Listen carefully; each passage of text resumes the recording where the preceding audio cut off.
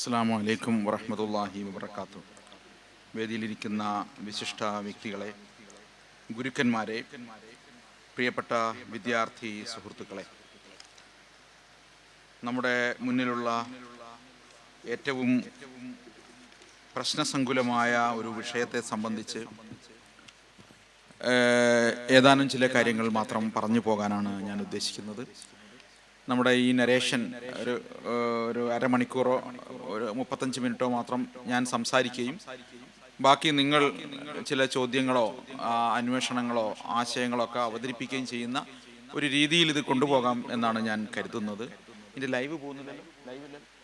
Live ഉണ്ടോ? Live ഉണ്ട്. ഏതാ വേണ്ട. ഈ എന്താണ് ഫലസ്തീനിലെ പ്രശ്നം? ഫലസ്തീൻ ആർക്ക് അവകാശപ്പെട്ടതാണ്? ഇപ്പോൾ അവിടെ ഇസ്രായേൽ ചെയ്തുകൊണ്ടിരിക്കുന്ന ക്രൂരതയുടെ ഒരു അന്ത്യം എന്താണ്? എന്തൊക്കെയാണ് നമുക്ക് ഇതിൽ മുന്നോട്ട് വയ്ക്കാവുന്ന കാര്യം? നിഷ്പക്ഷമായി ഈ കാര്യത്തെ എങ്ങനെയാണ് നമുക്ക് വിലയിരുത്താൻ പറ്റുക? ഇതൊക്കെയാണ് നമ്മൾ ഈ ചർച്ചയിലൂടെ അന്വേഷിക്കാൻ ശ്രമിക്കുന്നത്. എൻ്റെ മുന്നിലിരിക്കുന്നത് വിദ്യാർത്ഥികൾ ആയതുകൊണ്ട് തന്നെയും അവർ മിക്കവാറും ഗവേഷകരും വായിക്കുന്നവരും ഒക്കെ ആയതുകൊണ്ടും ഇതിൻ്റെ ഓൺലൈനായുള്ള അനുവാചകരെക്കാൾ ഈ കാര്യങ്ങൾ നിലവിൽ തന്നെ മനസ്സിലാക്കിയവരായതുകൊണ്ടും അത്തരമൊരു പ്രസൻറ്റേഷനാണ് നമ്മൾ ഉദ്ദേശിക്കുന്നത്. അതിനർത്ഥം മറ്റുള്ളവർക്ക് അതിൽ പങ്കെടുക്കാൻ കഴിയില്ലെന്നോ അവർക്കത് മനസ്സിലാവില്ലെന്നോ എന്നല്ല. എന്നാൽ കുഞ്ഞുങ്ങൾ, നമ്മുടെ ഈ വിദ്യാർത്ഥികളായതുകൊണ്ട് അവർക്ക് സൂചനകളിലൂടെയും കാര്യങ്ങൾ കുറച്ചുകൂടിയൊക്കെ അവർ പഠിച്ചെടുത്തുനിന്ന് പോകുന്നത് കൊണ്ടും അവർ കുറച്ചുകൂടി കാര്യങ്ങൾ മനസ്സിലാവുമെന്നാണ് ഞാൻ പ്രതീക്ഷിക്കുന്നത്. ഒന്നാമത്തെ പ്രശ്നം, ഈ പ്രദേശത്തെ നടക്കുന്ന ഈ ക്രൂരതകളുടെ, കൂട്ടക്കൊലകളുടെ, ആട്ടിയോടിക്കലുടെ, വംശഹത്യയുടെ ഒരു ചരിത്ര യാഥാർത്ഥ്യം എന്താണ്? ഈ ചരിത്ര യാഥാർത്ഥ്യത്തെ നമുക്ക് രണ്ട് നിലയിൽ കാണേണ്ടതുണ്ട്. ഒന്ന്, നമുക്ക് എല്ലാവർക്കും അറിയാവുന്നതുപോലെ ബൈബിളിലും തോറയിലും ഒക്കെയുള്ള പ്രീ ഹിസ്റ്റോറിക്കായ പീരീഡ്, വിശ്വാസവുമായി കൂടിക്കലർന്നു നിൽക്കുന്ന ഒരു കാലം. ആ കാലം എന്ന് പറയുന്നത് ഇസ്ലാമിൻ്റെ വ്യാപനത്തിനൊക്കെ മുമ്പുള്ളൊരു കാലമാണ്. ആ കാലത്ത് നിരന്തരമായ പടയോട്ടങ്ങളും കീഴടക്കലുകളും പലായനങ്ങളും ഒക്കെ നടന്ന ഒരു പ്രദേശമാണിത്. ആ പ്രദേശത്ത് ജൂയിഷ് പീപ്പിൾ, യഹൂദ വിഭാഗക്കാർ പല ഗോത്രങ്ങളിലായും പല വിഭാഗങ്ങളിലായും അവിടെ കഴിഞ്ഞുകൂടിയിരുന്നു എന്നത് സത്യമാണ്. ആ സത്യത്തെ നമുക്ക് നിഷേധിക്കാൻ പറ്റില്ല. അതാണ് പഴയ നിയമത്തിലൊക്കെ പറയുന്ന, തോറയിലൊക്കെ പറയുന്ന കഥകളും, അതിൽ കഥകളും യാഥാർത്ഥ്യവും ഒക്കെ കൂടിക്കലർന്ന് നിൽക്കുന്ന ഒരു സംഗതിയാണത്. അവർ തമ്മിൽ തന്നെ നിരവധിയായ പ്രശ്നങ്ങളും സംഘർഷങ്ങളും അവിടെ ഉണ്ടായിട്ടുണ്ട്. അങ്ങനെ പലവട്ടം അവിടുന്ന് എക്സോഡസ്, പുറപ്പെട്ടു പോകലുകൾ ഉണ്ടായിട്ടുണ്ട്. ഡയസ്പൊറയായി അവർ മാറിയിട്ടുണ്ട്. ഈ സമൂഹം പലയിടങ്ങളിലായി ചിതറിപ്പോയിട്ടുണ്ട്. അങ്ങനെ അവരെ ചിതറിച്ച അവരുടെ ചരിത്രം നമ്മൾ നോക്കുകയാണെങ്കിൽ അതിനകത്ത് ഗ്രീക്ക് അധിനിവേശകരുണ്ടായിരുന്നു, റോമൻ അധിനിവേശകരുണ്ടായിരുന്നു, ക്രിസ്ത്യൻ വിഭാഗത്തിൽപ്പെട്ട ആളുകളുടെ ശക്തമായ ആക്രമണങ്ങളും പ്രശ്നങ്ങളും അവർക്ക് നേരിടേണ്ടി വന്നിട്ടുണ്ട്. അങ്ങനെ പല നാടുകളിലായി ചിതറിപ്പോയ ഒരു സമൂഹം തന്നെയാണ് ഈ ജൂയിഷ് കമ്മ്യൂണിറ്റി എന്ന് പറയുന്നത്. അതുകൊണ്ട് അവർക്ക് ഈ യെരുശലേം എന്ന് വിളിക്കുന്ന പ്രദേശം അവരുടെ മതപരമായും വിശ്വാസപരമായും പ്രാധാന്യമുള്ള സ്ഥലം തന്നെയാണ്. അത് നമുക്ക് നിഷേധിക്കുന്നത് ശരിയാവുമെന്ന് എനിക്ക് തോന്നുന്നില്ല. ആണ്. മുസ്ലിങ്ങൾക്കും അങ്ങേയറ്റം പ്രധാനപ്പെട്ട സ്ഥലമാണിത്. ക്രിസ്ത്യൻ കമ്മ്യൂണിറ്റിക്കും അങ്ങേയറ്റം പ്രധാനപ്പെട്ട ഇടം തന്നെയാണ് ഇത്, അതിലും സംശയമില്ല. അതുകൊണ്ട് ഈ മൂന്ന് വിഭാഗങ്ങളും മതപരമായി നോക്കുകയാണെങ്കിൽ ഈ മൂന്ന് വിഭാഗങ്ങളും ഒരുമിച്ച് നിൽക്കേണ്ട ഇടമാണത്. ചരിത്രത്തിൽ അങ്ങനെ ഒരുമിച്ച് നിന്ന ഇതിൻ്റെ തെളിവുകളും യാഥാർത്ഥ്യവും ഉടനീളം ഉണ്ട് താനും. മുസ്ലിങ്ങൾ വരുന്നതിന് മുമ്പ് ഉണ്ടായ ചരിത്രത്തെ ചൂണ്ടിക്കാട്ടി, ഈ തോറയിലുള്ള വിഷയങ്ങൾ ചൂണ്ടിക്കാട്ടി, വിശ്വാസവും മതപരവും എന്താ പറയുക കഥകളുടെയൊക്കെ പിൻബലത്തോടെ നിൽക്കുന്ന സംഗതികൾ മാത്രം ചൂണ്ടിക്കാട്ടി ഞങ്ങൾ അവിടെ ഉണ്ടായിരുന്നുവെന്നും ഇനി മുഴുവൻ ഞങ്ങൾക്ക് തിരിച്ചു കിട്ടണം എന്നും പറയുന്നതിലെ ആധുനികമായ വിഡ്ഢിത്തം, നിയമവിരുദ്ധതയാണ് നമ്മൾ ചൂണ്ടിക്കാണിക്കേണ്ടത്. അല്ലാതെ അവരവിടെ ഉണ്ടായിട്ടേ ഇല്ല എന്ന് നമുക്ക് പറയാൻ പറ്റില്ല. പല നാടുകളിലേക്ക് അവർ ചെതറിപ്പോയി. റോമൻ അധിനിവേശമാണ് അവരെ ഏറ്റവും കൂടുതൽ ശക്തമായ നിലയിൽ അവിടെയുള്ള ചെറിയ സമൂഹമാണ്, കുഞ്ഞു സമൂഹമാണ്. നമ്മൾ ഈ പറയുന്നത് പോലെ അവിടെ മുഴുവൻ താമസിച്ചു എന്നല്ല, ഒരു കുഞ്ഞു സമൂഹമായി അവരവിടെ ഉണ്ടായിരുന്നു. ആ സമൂഹത്തിൻ്റെ ശേഷിപ്പുകൾ അവിടെ ഉണ്ടായിട്ടുണ്ട്, അവരവിടെ ജീവിച്ചിട്ടുണ്ട്. അവിടെ നിന്ന് പല നാടുകളിലേക്കായി ചെതറിപ്പോയി. ഈ ചെതറലിന് ശേഷം ആധുനികമായ കാലത്ത് നോക്കുകയാണെങ്കിൽ യൂറോപ്പിൽ നിന്നാണ് ജൂതന്മാർക്കെതിരായ ശക്തമായ ആക്രമണങ്ങളും മാറ്റി നിർത്തലുകളും ഒരു ഘട്ടം കഴിയുമ്പോൾ പിന്നീട് ഉണ്ടാവുന്നത്. റോമൻ അധിനിവേശത്തിന് ശേഷം പല നാടുകളിലേക്കായി മാറിപ്പോയി. അങ്ങനെ ഇന്ത്യയിലടക്കമുള്ള പല പ്രദേശങ്ങളിൽ അവർ താമസിക്കുന്നുണ്ടായിരുന്നു. അതിന് യാതൊരു പ്രശ്നമില്ല, അവിടെ താമസിച്ചുകൊണ്ടിരിക്കുന്നുണ്ടായിരുന്നു. എന്നാൽ അവർക്ക് ഈ സമൂഹത്തെ വീണ്ടും ആക്രമിക്കുകയും ക്രൂരമായ ആക്രമണങ്ങൾക്ക് അവർ വിധേയരാവുകയും ചെയ്തിട്ടുള്ളത് രണ്ടാമത്തെ ഒരു ഘട്ടം നമ്മൾ എടുക്കുകയാണെങ്കിൽ അത് ഇംഗ്ലണ്ടിൽ നിന്നും ഫ്രാൻസിൽ നിന്നും ജർമ്മനിയിൽ അടക്കമുള്ള യൂറോപ്യൻ രാജ്യങ്ങളിൽ നിന്നാണ് അതിശക്തമായ ആക്രമണം ഉണ്ടായിട്ടുള്ളത്. ചാമ്പർലിൻ പോലെയുള്ള ആളുകൾ പുസ്തകങ്ങൾ എഴുതി, മാർട്ടിൻ ലൂതർ കിങ് പോലെയുള്ള ആളുകൾ തീസിസുകളും തിയറികളും ഉണ്ടാക്കി. നമ്മുടെ എല്ലാ ദുരിതങ്ങൾക്കും കാരണം ഈ ജൂത കമ്മ്യൂണിറ്റിയാണ്. ജൂത കമ്മ്യൂണിറ്റിയെ നമ്മളെപ്പോഴും അകറ്റി നിർത്തേണ്ടവരാണ്, അവർ പ്രശ്നങ്ങൾ ഉണ്ടാക്കുന്നവരാണ്, അവർ കുത്തിത്തിരിപ്പുണ്ടാക്കുന്നവരാണ് എന്ന തരത്തിലുള്ള നെരേഷൻസ് അതിശക്തമായി യൂറോപ്പിലുണ്ടായി. ആ യാഥാർത്ഥ്യത്തെയും നമ്മൾ നിഷേധിക്കേണ്ട കാര്യമില്ല എന്നാണ് എനിക്ക് തോന്നുന്നത്. നമ്മളൊരു വാദത്തിന് ജയിക്കാൻ വേണ്ടി എല്ലാം നിഷേധിക്കേണ്ട കാര്യമില്ല എന്നാണ് എനിക്ക് തോന്നുന്നത്. അവരവരുടെ ക്രൂരമായ ആക്രമണങ്ങൾ നേരിട്ടു. ചരിത്രത്തിൽ ആദ്യമായി ഈ ജൂതന്മാരെ മുഴുവൻ നമ്മുടെ നാട്ടിൽ നിന്ന്, പ്രദേശത്ത് നിന്ന് പുറത്താക്കണം എന്ന സിദ്ധാന്തം ഉണ്ടാക്കുകയും അതിനൊരു രേഖയുണ്ടാക്കുകയും ചെയ്തത് ഇംഗ്ലണ്ടാണ് എന്ന് നമ്മൾ മനസ്സിലാക്കണം. രണ്ടാമതുണ്ടാക്കിയത് ഫ്രാൻസാണ്. മൂന്നാമത് അതേ നടപടി എടുത്തിട്ടുള്ളത് ജർമ്മനിയാണ്. അത് ഹിറ്റ്ലറുടെ കാലത്തെ നാസി ജർമ്മനിയിലാണ് എന്നും നമുക്കറിയാം. അക്കാലത്തെ നോവലുകൾ, എഴുത്തുകൾ ഇതിലൊക്കെ ജൂത കമ്മ്യൂണിറ്റിയെ ചതിയന്മാരും കള്ളപ്പലിശക്കാരും ആയിട്ടാണ് അവതരിപ്പിച്ചുകൊണ്ടിരുന്നത്. അതിൻ്റെ ഏറ്റവും നല്ല ഉദാഹരണമാണ് ഏത്? ഷേക്സ്പിയറുടെ ഷൈലോക്ക് എന്ന് പറഞ്ഞ കഥാപാത്രം. എഴുത്തുകളിലൊക്കെ അതാണ് കാണുക. ജൂതന്മാരെ കണ്ടാൽ ആക്രമിച്ചു കൊള്ളണം എന്നാണ്. നാസി ജർമ്മനിയുടെ കാലത്ത് അത് ഏറ്റവും ക്രൂരമായ അവസ്ഥയിലെത്തി. അതാണ് നമ്മൾ പറയുന്ന കോൺസെൻട്രേഷൻ ക്യാമ്പുകൾ, ഓഷ്വിറ്റ്സ്, ഹോളോകോസ്റ്റ് എന്നൊക്കെ പറയുന്ന സംഗതികൾ. ഈ ഹോളോകോസ്റ്റും ഓഷ്വിറ്റ്സും പൂർണ്ണമായി നമുക്ക് നിരാകരിക്കാൻ പറ്റില്ല എന്നതാണ് പറഞ്ഞ് ഇങ്ങനെ പോരുന്നത്. നിരാകരിക്കാൻ പറ്റില്ല. ഓഷ്വിറ്റ്സിലും ഹോളോകോസ്റ്റിലും ഒക്കെ ക്രൂരമായ പീഡനം ഈ ജനത അനുഭവിച്ചു എന്നതും സത്യമാണ്. പക്ഷെ അതിനെ എക്സാജറേറ്റ് ചെയ്ത് അതിലേക്ക് വരാം, അതിനെ പർവ്വതീകരിച്ചാണ് ഇന്ന് ഈ ജൂതരാഷ്ട്രം ഉണ്ടാക്കുന്നതിനുള്ള ന്യായീകരണം നടത്തിയിട്ടുള്ളത്. വസ്തുതയാണ്. ആക്രമണം നേരിട്ടിട്ടുണ്ട്. ഇപ്പൊ എർണ പെട്ര എന്ന് പറഞ്ഞ ഒരു സ്ത്രീയൊക്കെ നമ്മൾ ചരിത്രത്തിൽ പരിചയപ്പെടും. ഈ എർണ പെട്ര എന്ന് പറയുന്ന ആള്, ആ വനിത റെയിൽവേ സ്റ്റേഷനിൽ ഒരു 5 ജൂത കുട്ടികളെ കാണുന്നു. അവർ മുഷിഞ്ഞ് മുഖത്തൊക്കെ മുഴുവൻ ചെളിയൊക്കെ ആയിട്ട് ആകെ മുഷിഞ്ഞ വസ്ത്രമൊക്കെ അണിഞ്ഞു നിൽക്കുന്നു. ഈ 5 കുഞ്ഞുങ്ങളെയും എർണ പെട്ര തൻ്റെ വീട്ടിലേക്ക് കൂട്ടിക്കൊണ്ടുപോയി. ഇവരുടെ ഭർത്താവ് ഹിറ്റ്ലറുടെ രഹസ്യ പോലീസിലെ അംഗമാണ്. അദ്ദേഹം വരട്ടെ, വന്നിട്ട് കൊല്ലാം എന്ന് തീരുമാനിക്കുന്നു.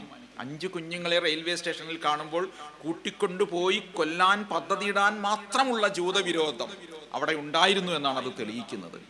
പക്ഷേ അവർക്ക് തിടുക്കം കൊണ്ട് പറ്റുന്നില്ല. അവർ ഭക്ഷണമൊക്കെ കൊടുത്ത് കുട്ടികൾക്ക് കുളിപ്പിക്കുകയൊക്കെ ചെയ്തു. എന്നിട്ട് അവിടെ ഇരുത്തി ഭർത്താവ് വരുന്നത് വരെ കാത്തിരിക്കാനുള്ള ക്ഷമയില്ലാത്തതിനാൽ അവർ 5 പേരെയും ഈ എർണ കൊന്നുകളഞ്ഞു. എന്നിട്ട് വീടിൻ്റെ പിൻവശത്ത് കുഴിച്ചിട്ടു. നാസി ജർമ്മനിയൊക്കെ വീണതിന് ശേഷം, നാസി ജർമ്മനിയൊക്കെ തകർന്നതിന് ശേഷം കോടതിയിൽ വെച്ച് ഈ സ്ത്രീയെ വിചാരണ ചെയ്യുമ്പോൾ അവരോട് ചോദിക്കുന്നുണ്ട്, നിങ്ങൾ എന്താണ് അങ്ങനെ ചെയ്തത് എന്ന് ചോദിക്കുമ്പോൾ, എൻ്റെ ഉള്ളിൽ അത്രമേൽ കടുത്ത നിലയിൽ ജൂതവികാരം ഉണ്ടായിരുന്നു, ഞാൻ എങ്ങനെയാണത് ചെയ്തതെന്ന് എനിക്ക് തന്നെ ഓർക്കാൻ പറ്റുന്നില്ല എന്നാണ് അവർ മറുപടി പറഞ്ഞിട്ടുള്ളത്.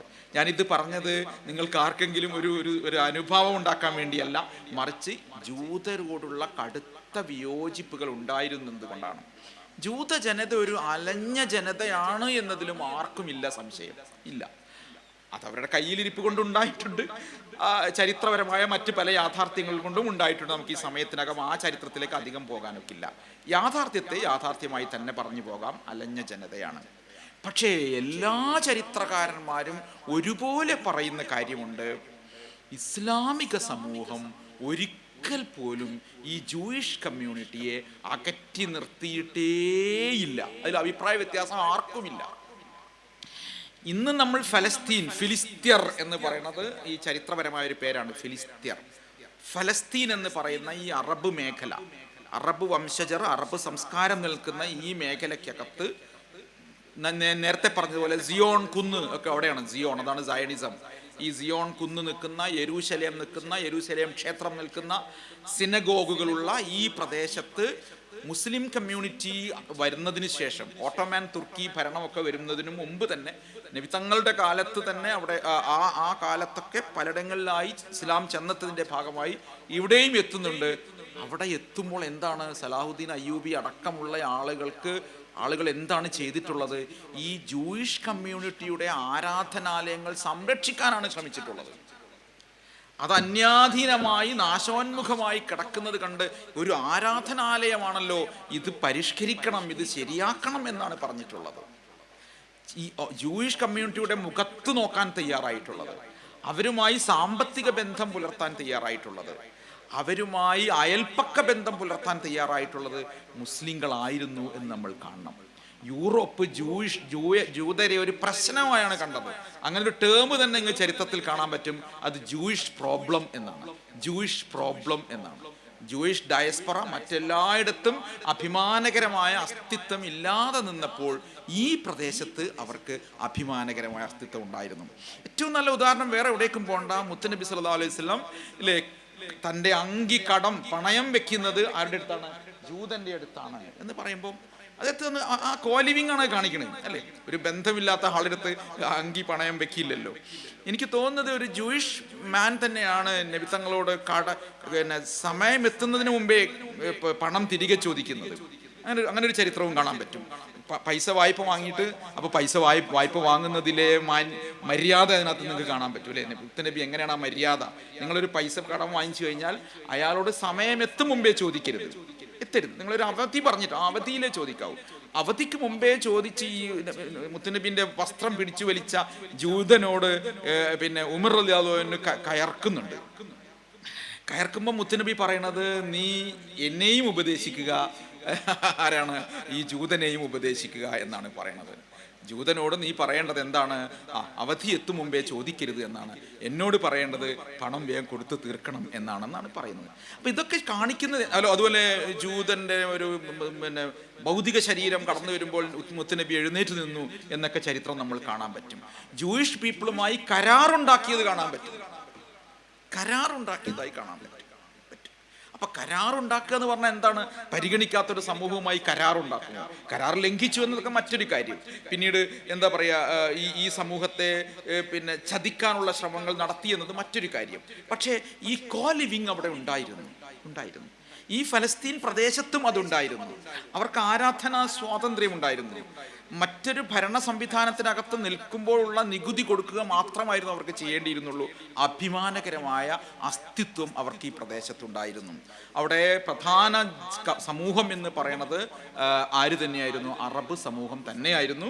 ആ അറബ് സമൂഹത്തിനകത്ത് ഇഴുകിച്ചേർന്ന് അവരുടെ ശാപത്തും അവരുടെ ആചാരങ്ങളും അനുഷ്ഠാനങ്ങളും ഒക്കെ നടത്തി തന്നെ ജൂയിഷ് കമ്മ്യൂണിറ്റി നിലനിന്നു പോകുന്നുണ്ടായിരുന്നു. അപ്പോൾ പിന്നെ എന്താണ് സർ പ്രശ്നം? പിന്നെ എവിടെ നിന്നാണ് ഈ പ്രശ്നം തുടങ്ങുന്നത്? ഈ പ്രശ്നത്തിന്റെ തുടക്കം പലരും നമ്മൾ ഈ വിഷയം പറയുമ്പോൾ നമുക്ക് ആവശ്യമുള്ള എടുക്കുന്നത്. ഇല്ലേ? ഇതിന് ഈ ഇന്നത്തെ എല്ലാ ക്രൂരതകളെയും ന്യായീകരിക്കുന്നവർ നമ്മുടെ കൂട്ടത്തിലുണ്ടെന്ന് ആലോചിക്കണം. ഓ, എന്തൊരു കഷ്ടമാണ്! ഈ കുഞ്ഞുങ്ങളെ കൊല്ലുന്നതിനെ, പട്ടിണിക്കിടുന്നതിനെ, അല്ലേ, ആട്ടി ഓടിക്കുന്നതിനെ, അതിർത്തിയിൽ ഈ ഭക്ഷണ പദാർത്ഥങ്ങളും വെള്ളവുമായി നിൽക്കുന്ന ട്രക്കുകൾ തടയുന്നതിനെയൊക്കെ മരിച്ചു തീരട്ടെ എന്ന് കരുതുന്ന ആളുകൾ നമ്മുടെ കൂട്ടത്തിലുണ്ട്. അതിൽ മഹാവിവരസ്ഥന്മാർ വരെയുണ്ട്. നോക്കൂ, ഈ കഴിഞ്ഞ ദിവസം ഒരു യുക്തിവാദി നേതാവ് പറഞ്ഞിട്ടല്ലേ കൊല്ലുന്നത് എന്നാണ്. എത്ര ഭയാനകമായ വാക്കാണത്! നിങ്ങളോട് പറഞ്ഞിട്ടില്ലേ ഇവിടെ വലിയ ആക്രമണം വരാൻ പോവുകയാണെന്ന്? നിങ്ങൾ അവിടെ നിന്ന് ഒഴിഞ്ഞു പോവുകയല്ലേ വേണ്ടത്? സ്വന്തം നാട്ടിൽ നിന്ന് ഒഴിഞ്ഞു പോകുന്നതിനെ കുറിച്ചാണ് ഇത് പറയുന്നത് എന്ന് നിങ്ങൾ ആലോചിക്കണം. എത്ര ക്രൂരമാണത്! അങ്ങനെ ന്യായീകരിക്കുന്നവർ ആദ്യം എടുക്കുന്ന എന്താണ്? നേരത്തെ ഞാൻ പറഞ്ഞ തോറയിലെയും അല്ലേ മതഗ്രന്ഥങ്ങളുടെയും കഥകൾ അടങ്ങിയ ചരിത്രത്തെ മാത്രം എടുക്കുന്നു. മറ്റൊരു കൂട്ടരെടുക്കുന്ന എന്താണ്? നേരത്തെ സ്വാഗത ഭാഷകൻ വരെ പറഞ്ഞത് കഴിഞ്ഞ 2 വർഷമായി എന്നത് മാത്രം എടുക്കുന്നു. ഒക്ടോബർ 7-നുണ്ടായ എന്തോ പ്രശ്നമാണ്, 2023 ഒക്ടോബർ 7-നുണ്ടായ പ്രശ്നം മാത്രമായി ഇതിനെ കാണുന്നു. അങ്ങനെ കണ്ടിട്ട് കാര്യമില്ല. ഇതിനെ ആകത്തുകയിൽ കാണേണ്ടിയിരിക്കുന്നു.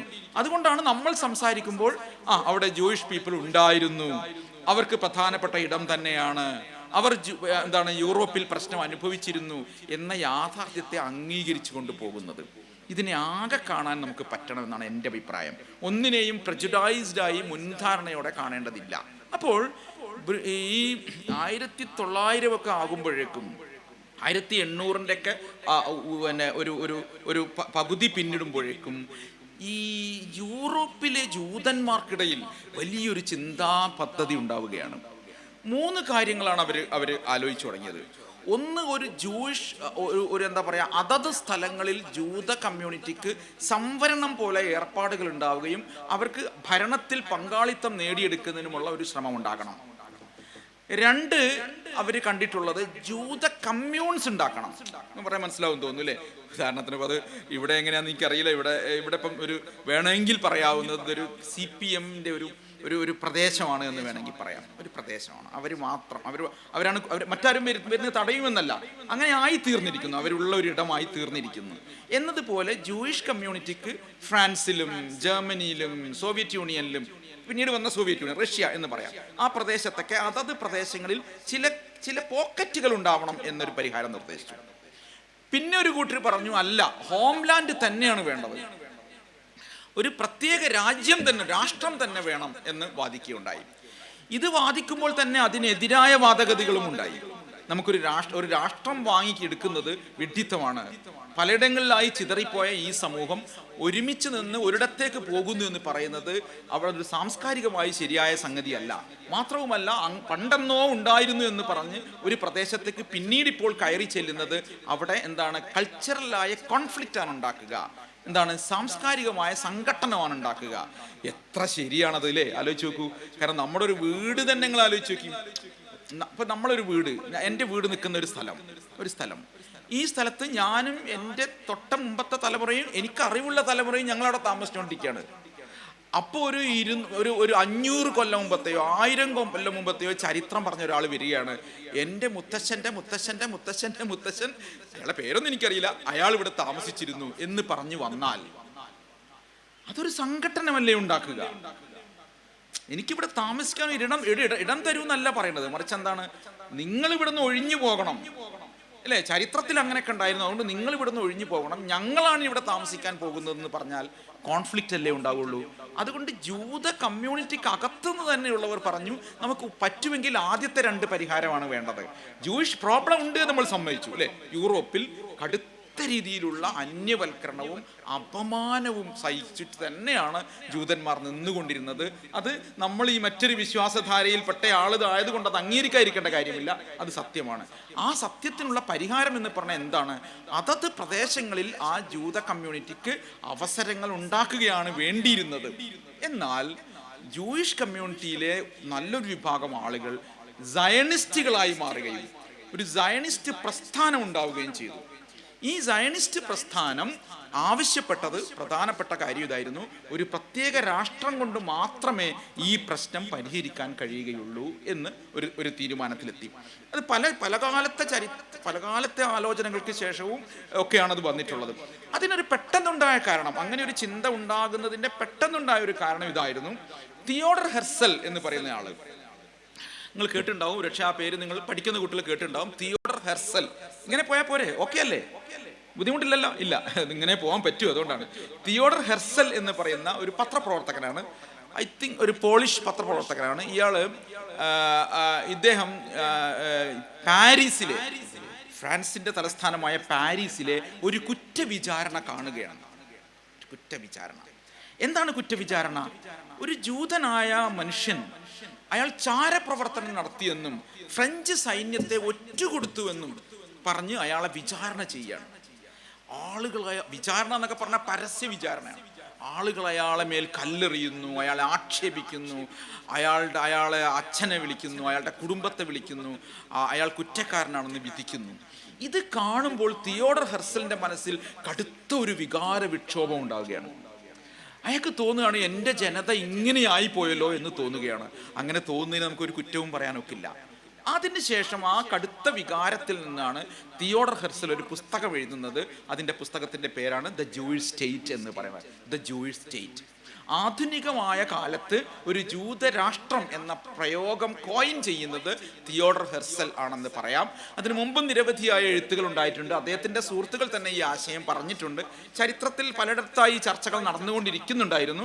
പലരുടെയും മനസ്സിൽ ഈ സ്വപ്നം ഉണ്ടായിരുന്നു. എന്നാൽ ഈ സ്വപ്നത്തെ ഒരു ആധികാരിക രേഖയായി, ഒരു പുസ്തകമായി എഴുതുന്നത് തിയോഡർ ഹെർസലാണ്. തിയോഡർ ഹെർസൽ അവിടെ പുസ്തകമായി എഴുതി നിർത്തുകയല്ല, അയാൾ പലരെയും പോയി കാണാൻ തുടങ്ങി.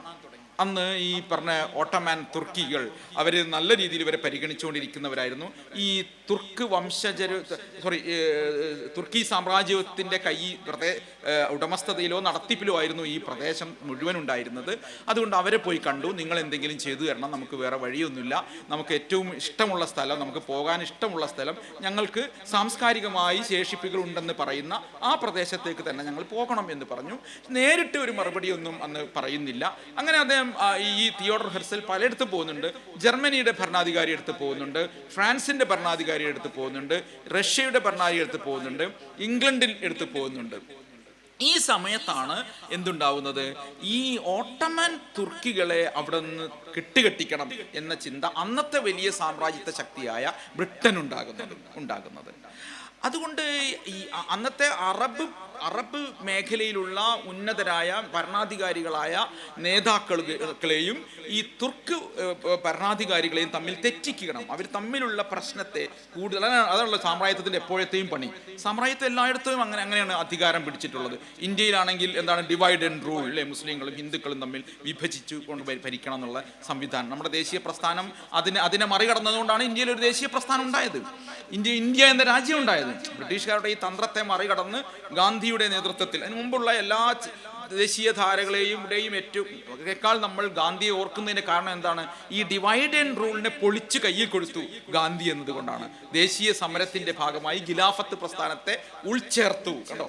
അതാണ് മുസ്ലിങ്ങളെയും ഹിന്ദുക്കളെയും മറ്റു മതസ്ഥരെയും ഒക്കെ ഒരുമിച്ച് ഒരു ദേശത്തിനായി പോരാടാനുള്ള സന്നദ്ധത ഉണ്ടാക്കിയതാണ് ഗാന്ധിൻ്റെ സവിശേഷത. ഞാൻ അതിലേക്ക് വന്നു എന്ന് മാത്രമേ ഉള്ളൂ. ഈ ഡിവൈഡ് ആൻഡ് റൂൾ പോളിസി തന്നെയാണ് ഇവിടെയും ഉണ്ടായത്. ഈ അറബിലെ വലിയ ഉന്നത നേതൃത്വത്തെയും ഈ തുർക്ക് ഭരണാധികാരികളെയും തെറ്റിക്കുന്നതിന് വേണ്ടിയുള്ള, അതിനകത്ത് ചില പ്രശ്നങ്ങൾ ഉണ്ടാക്കാനുള്ള തന്ത്രങ്ങൾ ഇംഗ്ലണ്ട് ആലോചിച്ചുകൊണ്ടിരിക്കുന്നുണ്ടായിരുന്നു. അതുകൊണ്ട് ഇംഗ്ലണ്ടിൽ നിന്ന് തന്നെ ഒരു പച്ചക്കൊടി ഉണ്ടായി. നേരത്തെ ജൂതന്മാരെ ആട്ടി പുറത്താക്കണം എന്ന് പറഞ്ഞ ഇംഗ്ലണ്ടിൽ നിന്ന് തന്നെ ജൂയിഷ് പീപ്പിളിന് ഒരു ഹോംലാൻഡ് കൊടുക്കുന്നതിന് ഞങ്ങൾ സന്നദ്ധത അറിയിച്ചുകൊണ്ടുള്ള ഒരു രേഖയുണ്ടായി. അതാണ് 1917 എന്താണ് ബാൽഫർ ഡിക്ലറേഷൻ എന്ന് പറയുന്നത്. ആർതർ ബാൽഫർ എന്ന് പറയുന്ന കക്ഷി, അദ്ദേഹം ഒരു ഉദ്യോഗസ്ഥനായിരുന്നു. ആ ഉദ്യോഗസ്ഥൻ്റെ നിങ്ങൾക്ക് നോക്കിയാൽ കിട്ടും, ചെറിയൊരു രേഖയാണ്, ആർക്കും വായിക്കാവുന്നതാണ്. ആ രേഖയ്ക്കകത്ത് പറയുന്നത് ഇതാണ്: ഈ മാൻഡേറ്റ് ഓഫ് ഫലസ്തീനിൽ, നോക്കൂ, ഫലസ്തീൻ ഇല്ല എന്ന് പറയരുത്, അതിൽ തന്നെ പറയുന്നത് ഫലസ്തീൻ എന്നാണ്. മാൻഡേറ്റ് ഓഫ് ഫലസ്തീനിൽ ജൂതന്മാർക്ക് ഒരു ഹോംലാൻഡ് കൊടുക്കുന്നതിന് ക്യൂൻ ബ്രിട്ടീഷ് രാജ്ഞി പ്രതിജ്ഞാബദ്ധമായിരിക്കും എന്ന് പറയുന്ന രേഖയാണ് ബാൽഫർ ഡിക്ലറേഷൻ. ആ ഡിക്ലറേഷൻ തന്നെ പറയുന്നുണ്ട്, അങ്ങനെ ഒരു രാജ്യം ഉണ്ടായാൽ പോലും അവിടെയുള്ള മറ്റുള്ളവർക്കൊരു ദോഷവും അതുകൊണ്ടുണ്ടാവരുത്, അവരുടെ സാംസ്കാരിക സവിശേഷതകൾ ഒന്നും കീഴടക്കാൻ പാടില്ല, അധിനിവേശം നടത്താൻ പാടില്ല, നിശ്ചയിക്കപ്പെട്ട അതിർത്തിക്കകത്ത് മാത്രമേ ആ രാജ്യം ഉണ്ടാകാവൂ എന്ന് ബാൽഫർ ഡിക്ലറേഷനിൽ തന്നെ പറയുന്നുണ്ട്. അതിന് തൊട്ട് മുമ്പ് ബാൽഫർ ഡിക്ലറേഷന് തൊട്ട് കുറച്ച് വർഷങ്ങൾക്ക് മുമ്പാണ് 1897 ബേസിലിൽ ഒരു സിയോണിസ്റ്റ് കോൺഗ്രസ് ചേരുന്നത്. ബേസിൽ എന്ന് പറഞ്ഞ സ്ഥലത്ത് ഒരു സിയോണിസ്റ്റ് കോൺഗ്രസ് ചേരുന്നു.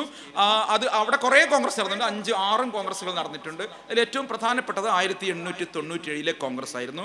ഈ കോൺഗ്രസിൽ 4 കാര്യങ്ങൾ അവർ മുന്നോട്ട് വെച്ചു. ഒന്ന്, ജൂതന്മാർ എവിടെയായിരുന്നാലും ഒറ്റ ജനതയാണ്. ഒന്നാമത്തെ നുണ അതാണ്.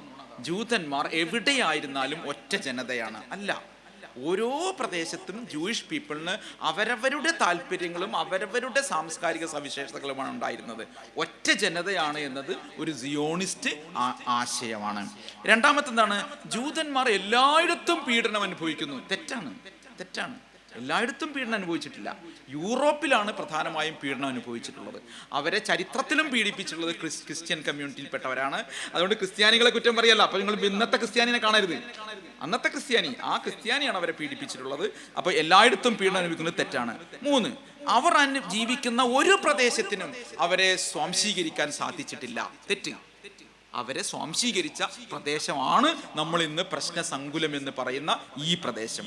4, പ്രത്യേക ജൂതരാഷ്ട്രം ഉണ്ടായിക്കൊണ്ട് മാത്രമേ ഇതിന് പരിഹാരമുള്ളൂ. അടുത്ത നുണ.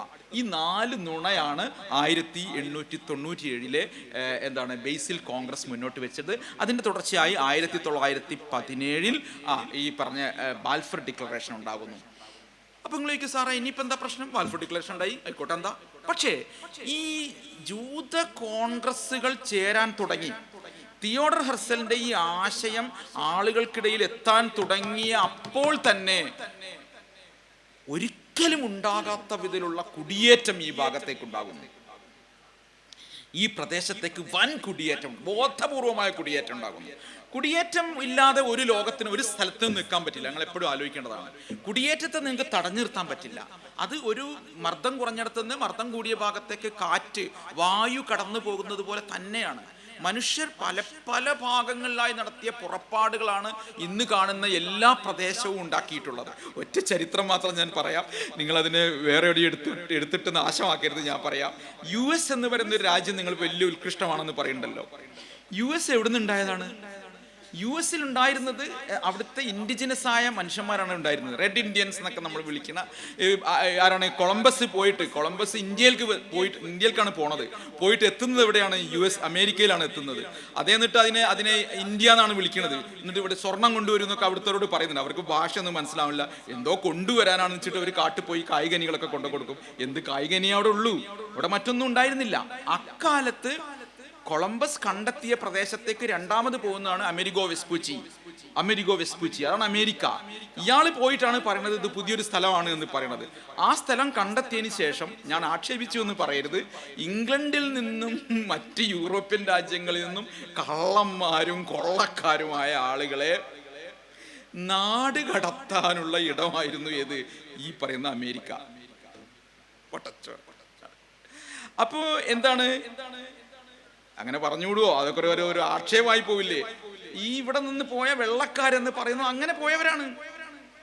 അവിടുത്തെ ഇൻഡിജിനസ് പീപ്പിൾ എന്ന് പറയുന്നത് അവിടുത്തെ ബ്ലാക്ക് പീപ്പിൾ ആണ്. മറ്റുള്ളവർ വന്ന് അവിടെ കുടിയേറുകയായിരുന്നു. അപ്പൊ അമേരിക്കയാണ് ഇപ്പം ഏറ്റവും വലിയ കുടിയേറ്റ വിരുദ്ധത പ്രകടിപ്പിക്കുന്നത്. അമേരിക്ക ഉണ്ടായത് തന്നെ കുടിയേറ്റം കൊണ്ടാണ്. എന്തൊരു കഷ്ടമാണ്. ഇന്ത്യക്ക് പറയാൻ പറ്റുമോ? ഈ രാജ്യത്തിന് പറയാൻ പറ്റുമോ? ഈ രാജ്യം നമ്മുടെ വാക്കുകൾ തന്നെ നോക്കൂ, നമ്മുടെ പ്രദേശങ്ങൾ നോക്കൂ, നമ്മുടെ സംസ്കാരം നോക്കൂ. ചൈനയിൽ നിന്ന്, ഡച്ചുകാരിൽ നിന്ന്, എല്ലാ യൂറോപ്യനിൽ നിന്ന്, അറബികളിൽ നിന്ന്, എല്ലായിടത്തു നിന്നുമുള്ള മനുഷ്യരുടെ പ്രവാഹമാണ് ലോകത്തെല്ലായിടങ്ങളും ഉണ്ടാക്കിയിട്ടുള്ളത്. എന്നാൽ ബോറടിച്ചല്ലോ, കുഴപ്പമില്ലല്ലോ, അല്ലേ? എന്നാൽ ഇവിടേക്ക് വന്നത്, ഈ പ്രദേശത്തേക്ക് നടന്ന കുടിയേറ്റം ഫോഴ്സ്ഫുള്ളായ മൈഗ്രേഷൻ ആയിരുന്നു. നേരിട്ട് തീരുമാനിച്ചുറച്ചു വരികയായിരുന്നു. പരിശീലനം നേടി വരികയായിരുന്നു. അക്കാലത്താണ് ബ്രിട്ടനിൽ വേറൊരു ചർച്ച നടന്നത്. ഇവർക്ക് ഉഗാണ്ടയിൽ ഒരു സ്ഥലം കൊടുക്കാമെന്ന് തീരുമാനിക്കണം. നിങ്ങൾ ആലോചിച്ച് നോക്കി, സ്ഥലം ഉഗാണ്ട കണ്ടെത്തുകയാണ്, ഉഗാണ്ടയിൽ കൊടുക്കാം. അപ്പൊ ഈ ബേസിൽ കോൺഗ്രസിന്റെ ആളുകൾ പറഞ്ഞു, സിയോണിസ്റ്റുകൾ പറഞ്ഞു, എർസൽ പറഞ്ഞു, ഈ ഉഗാണ്ട ഞങ്ങൾക്ക് വേണ്ട, അവിടെ ഞങ്ങൾക്ക് യാതൊരു ബന്ധവുമില്ല. പക്ഷെ അവരെന്ത് ചെയ്യുന്നുണ്ട്, ആ പ്രപ്പോസൽ അവർ സ്വീകരിക്കുന്നുണ്ട്. അതാണ് ബുദ്ധി അതാണ്. അവർ തള്ളിക്കളയുന്നില്ല. അന്ന് ഈ എർസലിനെ തന്നെ ആളുകൾ ചീത്ത വിളിക്കുന്നുണ്ട്. നമ്മൾ എന്ത് വിചാരിച്ചാണ് ഈ ഉഗാണ്ട എടുക്കുന്നത്? ഉഗാണ്ട കൊണ്ട് ഗുണമുണ്ട് എന്നാണ് അദ്ദേഹം പറഞ്ഞത്. ഉഗാണ്ട കൊണ്ടുള്ള ഗുണം എന്തായിരുന്നു? പല നാടുകളിൽ നിന്ന് ജൂതന്മാരായ ആളുകളെ അവിടേക്ക് കൊണ്ടുവന്നു. ആദ്യം ഈ ഉഗാണ്ടയിൽ രാജ്യം ഉണ്ടാക്കാനാണ് ആര് കൊടുത്തത്? ബ്രിട്ടൻ കൊടുത്തത്. പക്ഷെ ഇവർ പറഞ്ഞു ഞങ്ങൾ സ്വീകരിക്കുകയാണെന്ന് പറഞ്ഞു. രാജ്യം ഉണ്ടാക്കാനല്ല അവർ സ്വീകരിച്ചത്, മറിച്ച് എന്തിനാണ്? പരിശീലന കളരിയായാണ് സ്വീകരിച്ചത്. എന്താണ് പരിശീലന കളരി? കാലിന് വയ്യാത്തവരെ, സ്ത്രീകളെ, ദുർബലരെ, വൃദ്ധരെ ഒക്കെ മാറ്റി നിർത്തി. എന്നിട്ട് നല്ല ശേഷിയുള്ള യുവാക്കളായ പരിശീലനം സിദ്ധിച്ചവരെ ഇങ്ങോട്ട് പറഞ്ഞയച്ചു. ഈ പ്രദേശത്തേക്ക് പറഞ്ഞത്. അത് 1917 മുമ്പേ തുടങ്ങി. നേരത്തെ തന്നെ കുടിയേറ്റം തുടങ്ങി. ലോകത്തിന്റെ പല ഭാഗങ്ങളിൽ നിന്നായി ശേഖരിച്ച പണം കൊണ്ടുപോയി സ്ഥലം പണം കൊടുത്തു വാങ്ങി. അതാണ് ചിലർ പറയുന്നത് ഈ സ്ഥലം മുഴുവൻ പണം കൊടുത്തു വാങ്ങിയതാണ്. തെറ്റ്. ഭാഗികമായി സത്യത്തെ അംഗീകരിക്കണം. പണം കൊടുത്ത് വാങ്ങിയിട്ടുണ്ട്. എന്തിനാണ് നമ്മൾ നിഷേധിക്കണത്? നമുക്ക് ജയിക്കാൻ വേണ്ടി നിഷേധിക്കണോ? വേണ്ട. പണം കൊടുത്ത് വാങ്ങിയിട്ടുണ്ട്. പക്ഷെ കുറഞ്ഞ സ്ഥലങ്ങൾ, കൃഷിയിടങ്ങൾ മാത്രമാണ് വാങ്ങിച്ചിട്ടുള്ളത്. ഒരു രാജ്യം മുഴുവൻ പണം കൊടുത്ത് വാങ്ങിയിട്ടില്ല. അങ്ങനെ വാങ്ങാൻ കഴിയുകയും ചെയ്യില്ല. കുടിയേറ്റം തുടങ്ങി ഒരു ഘട്ടം പിന്നിട്ടപ്പോൾ 1917 ബാൽഫർ ഡിക്ലറേഷനോട് വന്നതോടുകൂടി രാജ്യമായി എന്നൊരു ഫീലിംഗ് ഉണ്ടായത്. ആ പ്രദേശവാസികളോട് ഏറ്റുമുട്ടുന്ന തരത്തിൽ അക്രമാസക്ത കുടിയേറ്റം ഉണ്ടായി. ആയുധശേഷി കൈവരിച്ചവർ തന്നെ കുടിയേറാൻ തുടങ്ങി. പലയിടങ്ങളിൽ ഏറ്റുമുട്ടലുകൾ ഉണ്ടായി. അപ്പോഴാണ് ബ്രിട്ടന് തന്നെ കാര്യം മനസ്സിലായത്, ഇത് പണി പാളിയിരിക്കുന്നു. അതുകൊണ്ട് ബ്രിട്ടൻ ഒരു വൈറ്റ് പേപ്പർ ഇറക്കി. അതാണ് ചർച്ചിൽ പേപ്പർ എന്ന് പറയുന്നത്. ഒരു ഡിക്ലറേഷൻ, രണ്ടാമത്തെ ഡിക്ലറേഷൻ ഇറക്കി. ഒരു ഡിക്ലറേഷന്റെ വിഷം തീർക്കാൻ വേണ്ടി രണ്ടാമത്തെ ഡിക്ലറേഷൻ, അതാണ് ചർച്ചിൽ വൈറ്റ് പേപ്പർ. ഈ ചർച്ചിൽ വൈറ്റ് പേപ്പറിൽ പറഞ്ഞു, നിങ്ങൾ ഇങ്ങനെ കുടിയേറരുത് അല്ലേ. നമ്മളെ നാട്ടിൽ പറയും കഴിക്കാം, പക്ഷെ കഴിച്ചൂടരുത് പറഞ്ഞില്ലേ എന്ന് പറഞ്ഞതുപോലെ കുടിയേറിക്കൂടരുത് എന്ന് പറഞ്ഞാൽ എന്താ? ഇങ്ങനെ കുടിയേറരുത്. അതുകൊണ്ട് വർഷത്തിൽ ഒരു നിശ്ചിത അംഗങ്ങളെ കുടിയേറാവും. ചെറിയ നിലയിലേ പാടുള്ളൂ. അവിടെ ഒരു ജനതയുണ്ട്. ആ ജനതയുടെ ജീവിതത്തെ നിങ്ങൾ ഡിസ്റപ്റ്റ് ചെയ്യരുത്. അതിനെ ജിയോ പാരഡൈസ് ചെയ്യരുത്, അട്ടിമറിക്കരുത്. അതുകൊണ്ട് നിങ്ങൾ അങ്ങനെ പോകാവൂ. ഞങ്ങൾ അനുമതി തന്നേ ഉള്ളൂ. ഞങ്ങളുടേത് പോലുമല്ല ഈ പ്രദേശം, ഞങ്ങൾ തന്നെ കൈവശം വെച്ചിരിക്കുന്ന ഒരു പ്രദേശം മാത്രമാണ്. ഇങ്ങനെ ചെയ്യരുത്. ഈ വൈറ്റ് പേപ്പർ ഇറങ്ങിയതിന് ശേഷം ജൂയിഷ് പീപ്പിളിൽപ്പെട്ട സിയോണിസ്റ്റുകൾ കൂടുതൽ തീവ്ര സ്വഭാവമുള്ളവരായി മാറി. അവർ 2 തീവ്ര സംഘടനകൾ ഉണ്ടാക്കി. അതിൻ്റെ പേരാണ് ഒന്ന് ഇർഗുൻ, മറ്റൊന്ന് ഹഗാന. ഇർഗുൻ, ഹഗാന നിങ്ങൾ പക്ഷേ കേട്ടിട്ടുണ്ടാവില്ല. നമ്മൾ പൊതുവെ തീവ്രവാദ സംഘടനകൾ എന്ന് പറയുമ്പോഴേക്ക് തന്നെ നമുക്ക് കുറേ അറബി പേരുകളാണ് ഓർമ്മ വരുന്നത്. നമ്മൾ തന്നെ ഭീകരവിരുദ്ധ സമ്മേളനം നടത്തി നമ്മൾ തന്നെ പ്രഖ്യാപിക്കലാണ്, അയ്യോ ഞങ്ങൾ ഭീകരരല്ലേ എന്ന്. ഒരാവശ്യവും നമുക്കതിനില്ല. സത്യത്തിൽ ഈ ലോകത്തെ പഴക്കം ചെന്ന ഈ നമ്മുടെ ആധുനിക കാലത്തെ ഏറ്റവും ശക്തമായ 2 ഭീകര സംഘടനകളാണ് ഇർഗുൻ, ഹഗാന എന്ന് പറയുന്നത്. രണ്ടിനും ഹീബ്രു പേരാണ് എന്ന് മനസ്സിലാക്കണം. ഈ 2 സംഘടനകൾക്കകത്തുള്ളവർ പിന്നീട് ആക്രമിക്കുന്നത് അറബികളെയല്ല, മറിച്ച് ബ്രിട്ടീഷുകാരെയാണ്. കാരണം എണ്ണം നിജപ്പെടുത്തിയതിന് ബ്രിട്ടീഷുകാരെ ആക്രമിക്കാൻ തുടങ്ങി. ബ്രിട്ടീഷ് കപ്പലുകൾ ആക്രമിക്കാൻ തുടങ്ങി. അന്നത്തെ ചെറിയ നിലയിലുള്ള ട്രെയിനുകൾ ആക്രമിക്കാൻ തുടങ്ങി. ബ്രിട്ടീഷുകാരെ ഉദ്യോഗസ്ഥർ താമസിക്കുന്ന ഹോട്ടലുകളിൽ ആക്രമണം നടത്താൻ തുടങ്ങി.